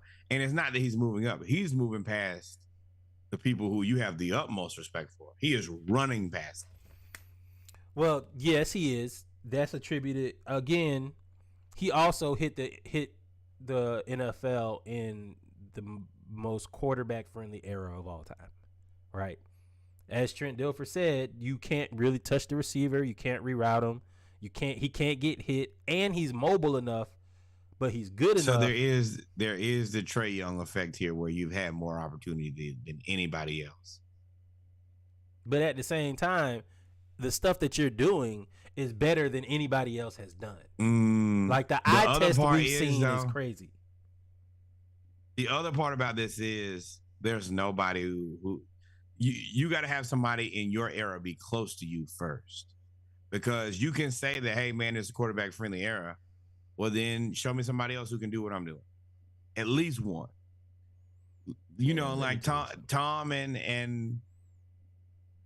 Peyton. Well, I guess this is kind of how the Tom versus Peyton thing happened. Is Tom kept winning them, and maybe that's what Josh Allen or Joe Burrow ends up being, is the Peyton Manning who just gets his 2, which is still a lot, but you just ain't in that category with Tom. Tom Brady has thrown for how many yards in his career? He's like the leader, right? He's the leader in like 80,000 yards. He's thrown. He's thrown for so many yards. When they told me how many it was, I said, he's thrown for 89,000 yards, 89,200 yards. He did that in 22 years, 21 years. We'll say 20 years, because 2000 he didn't really play. 2008 he got hurt. 20 years he threw for 89,000 yards. Patrick Mahomes is in year 5 and has thrown for 25,000 yards. That means if he stays on this pace, which I don't expect, but if he stays on this pace, he will have thrown for 100,000 yards. 100,000 yards. Prayers to AFC cornerback because y'all gonna get y'all ass tore up, boy. 80,000. You imagine being 25,000 yards in 5 years. He did not play his first year. So his first year, he only threw for 284 yards. So we'll take that 200 yards away and we'll just leave it at 24,000 yards even. He's thrown for 24,000 yards in 5 years. He's thrown for 192 touchdowns. He's thrown for 192 touchdowns in 5 years. That's 40 touchdowns a year almost. And y'all in 1 year, he only went played enough 14 Super Bowls games. early. He gonna get out of here. 10 years. If he wins 5 Super Bowls in 10 years or something crazy like that, I know that's a lot of pressure, but I mean, hell, we are seeing. Looks like he's dealing with it pretty well. We are seeing LeBron, Michael Jordan, Kobe Bryant. No, we're seeing Magic Johnson. That's who we're seeing. Magic Johnson came in. Any of that. Magic Johnson came in rookie year and won a championship. Magic Johnson came in and was, as soon as he started, he was immediately the best player or the second best player on his team. Patrick Mahomes came in and everybody knew he was better than Alex Smith. And then the next year, he started in the first year, his second year in the league, first year as a starter, he won a Super Bowl. Wait, hold on. But the Magic had, but did they have a championship before Magic? The Lakers? Yeah. Yes. What I'm talking about, no, but Kareem did not have one, right? No, Kareem had multiple. Kareem won with the Bucks. Yes, you're right. Luau. But I was trying to remember, had they won one as the Lakers with Kareem? But no, then because what I'm saying is like the Chiefs before Mahomes, there was nothing. The championship started. No, I mean they didn't win a championship, but I'm saying they made it to the AFC division. They made the playoffs consistently. But yes. But they did have a before championship. They won a championship in the 60s. They beat the Packers. Okay, what I'm saying is like modern era. Now, if you go from 60s to 2018. I mean, if you don't say that, then no, the Lakers didn't have any. If you want to say that, because I mean, the Lakers won theirs in the 50s, 60s. But Kareem already had a championship. Mahomes is like the originator of this era of the Chiefs. I don't know if you've ever seen anybody who starts their career this good. He just might. He's across in sports. I think own. Magic Johnson would be in that mold. That's the only person I could think of that would be in that mold of starting. But he was partnered with Kareem. Yeah. Holmes is like, it's me, and we find some other guys to go with me. That's the reason. I think I give him a little bit more credit because he has to be like the leader of this team, basically as a fresh out of college. So is Magic. Okay, I agree to disagree. Magic was the same way. Like Magic was the same thing, but with everything. Kareem. Okay. Oh, all right, that's fine. I mean, okay. Patrick Mahomes also was fortunate enough to get Andy Reid, versus, I mean, it's the same thing. You had an unproven and you had an unproven coach. You had a proven coach. You had an unproven coach with Magic. He had Pat Riley. You're right. So I mean, you're right, and that is kind of the swap. Is you had kind of pulling coach. straws. So I'm not really arguing with you. I'm actually agreeing with you. You had Kareem, but I think the dynamic of the teams. He had Kareem. Well, you had Andy Reid, who had already made a Super Bowl, and if it wasn't for Tom Brady, would have won the Super Bowl. And Andy Reid made it to 4 straight NFC Championship games with the Eagles and Donovan. Right. So he's fortunate enough to fall into Andy Reid, but to say that, to piggyback on what you were saying in terms of starting, what I was saying earlier is he's also fortunate enough to play in the best era for quarterbacks. And you pair that with Andy Reid, who was one of the most innovative offensive minds of modern football, is the same way you had with like almost every type of dynasty, right? So you had the 49ers is what I can think of with Bill Walsh. The 49ers became the Bill Walsh 49ers because of the West Coast offense. He invented the West Coast offense, and they came out there with Joe Montana, Jerry Rice, and John Taylor and Roger Craig when they were basically running the ball. I think they won in like 88, 86. 84 was when the Bears were running the wing T with Jim McMahon and Walter Payton and sending one person deep every play and just playing defense. So I think he's been benefited from him being actually the one to benefit from coming in at the same time and his talent being so much better and evolved for this, which is why a lot of people talk about Tom Brady, because Tom Brady evolved with football or lobby football to evolve to his skill set. Either way, however you want to talk about it. Let's go to Philly real quick. Since we talked about Kansas City, Philly won the NFC Championship. Philly's wild. Stories told in 4 pictures. This is a very Philadelphia thing to do.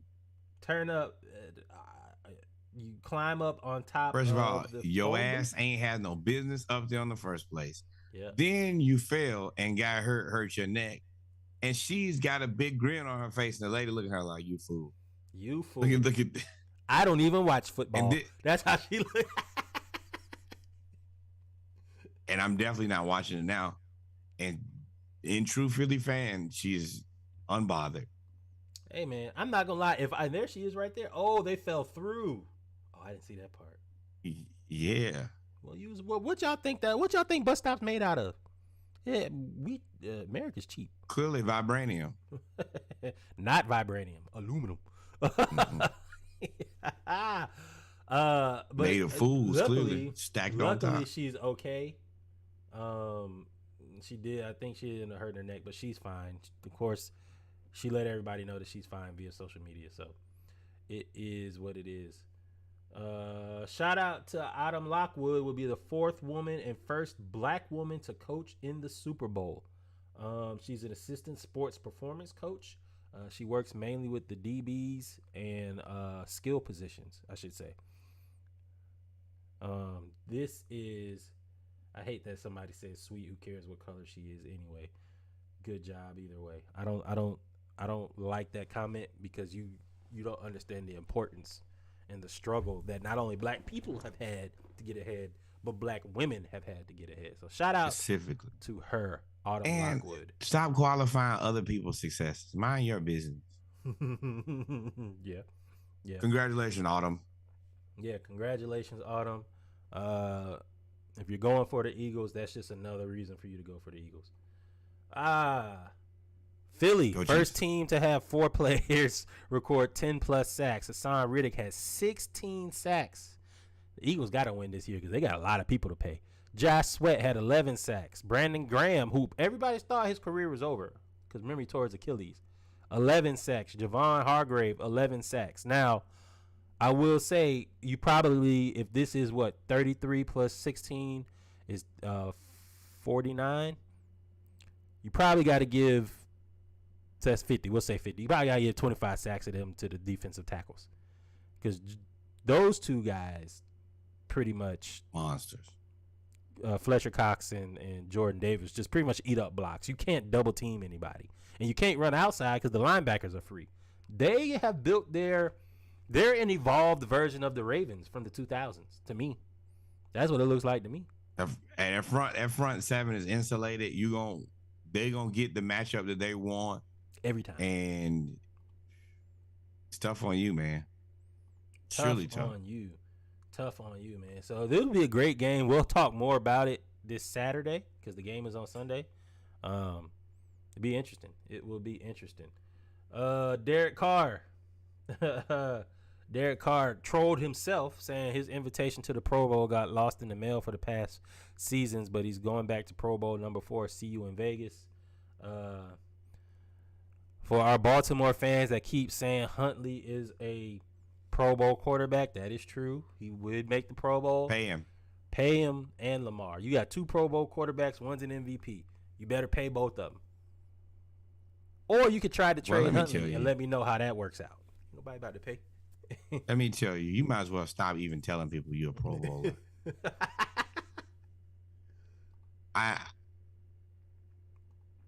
This ain't it.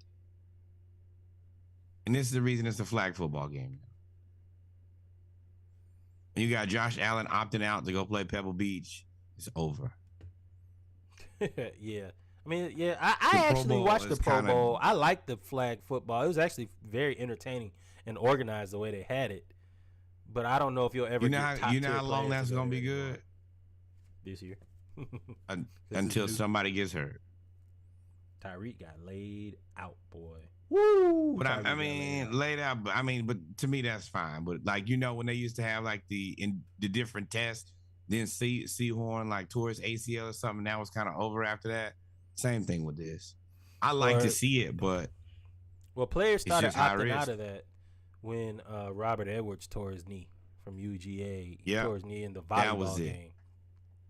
Once that happened, that's when it started quietly. And then once somebody else got hurt, it was like, no more. We're not going. So, just want to throw this out there. Your weekly Lamar Jackson update. Franchise tag amounts for for quarterbacks in 2023. $32.416 million. As we reported on before, Lamar and the Ravens are $100 million off on guaranteed money in contract negotiations. Also, keep in mind this 19.74 for T. Higgins. Talked about that with the Falcons as well. That's a lot of money. Get us one by hook or by crook. By check or debit. One of these people will be coming to the Falcons, we hope. But just keep in mind, I can't remember a player that's played under the franchise and played the season under the franchise tag that was good that actually ended up staying with the team. So, y'all make sure y'all pay attention to that, man. Do we want to talk about Eli Apple? Eli Apple has a lot of mouth. Pause, if necessary. Talks a lot of shit. And apparently a lot of players don't like him. Sauce Gardner says his performance don't match his words on Eli Apple and his social media trolling of other NFL players. Eli Apple is the Patrick Beverly of the NFL. Wow. Down the field, he's so explosive. Sauce Gardner is able to sit on and moves. CLA as well. Play fake. Burrow, step. He'll dial up the deep ball. Jamar Chase, broken up. So those are just Sauce Gardner highlights. But basically, a lot of people don't like Eli Apple. He is a known troller. Like, he is the troller. Please play the shady clip before we get out of here. Which shady clip? Oh, this one? Go to the next one. Shady McCoy went on the Bengals. The Bengals went in on him. And I'm going to give Pat Bev some respect. They were trying to compare Eli Apple to Pat Bev. I said, hold up. Now, right now, Pat Bev might not be doing a lot. Kevin Durant will never have a better... Sorry. My bad. Start that over. Hey, and I'm going to give Pat Bev some respect. They were trying to compare Eli Apple to Pat Bev. I said, hold up. Now, right now, Pat Bev might not be doing a lot. And he do a lot of trolling. I said, but Pat Bev got a first-team all-defense. Yeah, he do. Where Eli Apple, first-team defense, and he was a journeyman. He was across seas, and he got his stuff together. Yeah. Compared to Eli Apple was with the 10th pick in the first round. And year 7, he's been on 4 teams. They different. And he got no all-pros. He got 0 Pro Bowls. He barely could pick his own number. So my thing is they different. They different levels of ball players. He said that man could barely pick his own. Wait. He said he can. Oh. Give you. You got to explain that. You got to. You look like you're a 32. Take that. You're kind of tall. You'll look good in 28. Take that. 42. Come on, man. This is how bad you got to be. You go. Hey, and I'm going to give Pat when he said that dude don't get to pick his own jersey, I was done. I love Shady. That and the quotable Dak is ass. Yeah, man. Eli Apple, this is the role that you get when you try to play the villain. When you are the villain, this is what happens. People take shots at you, and you can't be the villain and not produce. I mean, yes, you can. I mean, go ahead, take your shot. I laid it up for you. Take a shot. Nah, I'm not gonna do that. That's lazy. But if they win, you validated him. All he has to do is win one, and Eli Apple will be. It's nothing you can do after that. And there's nothing you can do except for, because he'll always be able to say, "Well, I was a champion." You got to get there first, because I feel like he's about to be the first one cut off the Bengals. So, because he's a free agent, and they're not going to sign him. Last in, first out. Real quickly, shout out to Brian Flores. We always going to cover Brian Flores. We know we've been here a while, but we always going to cover Brian Flores. He has been hired as the defensive coordinator for the Minnesota Vikings. He was one of the last remaining candidates for the Arizona Cardinals head coaching job, as well as he was a candidate for multiple teams for defensive coordinator. He ended up landing with the Vikings. Shout out to Brian Flores. Shout out to Mike Tomlin for giving him a shot or giving him another job in the NFL. We still don't know what happened with all of the lawsuit stuff, but we're going to see how it plays out. We gon' see. And then finally, I wanted to say to a Georgia Bulldog, shout out to AJ Green. AJ Green called it a career. He has announced his retirement after 11 years in the NFL. Shout out to AJ Green, man. Well earned. Yeah, congratulations on a dominant career, being one of the more exciting receivers. Got to be Hall of Fame, right? Constantly. Yeah, absolutely. Got to be Hall of Fame. Yeah, he's actually one of the Georgia players I really like a lot. Surprisingly, you know, that's what we were trying to get. We weren't trying to go after Julio. We were trying to get AJ Green, and Cincinnati took him one pick ahead of us. And when we traded with Cleveland, so we was like, well, we got to get Julio. We got to get Julio. It's a hell of a consolation. Y'all think AJ Green's underrated? Wow. I don't think he's underrated at all, personally.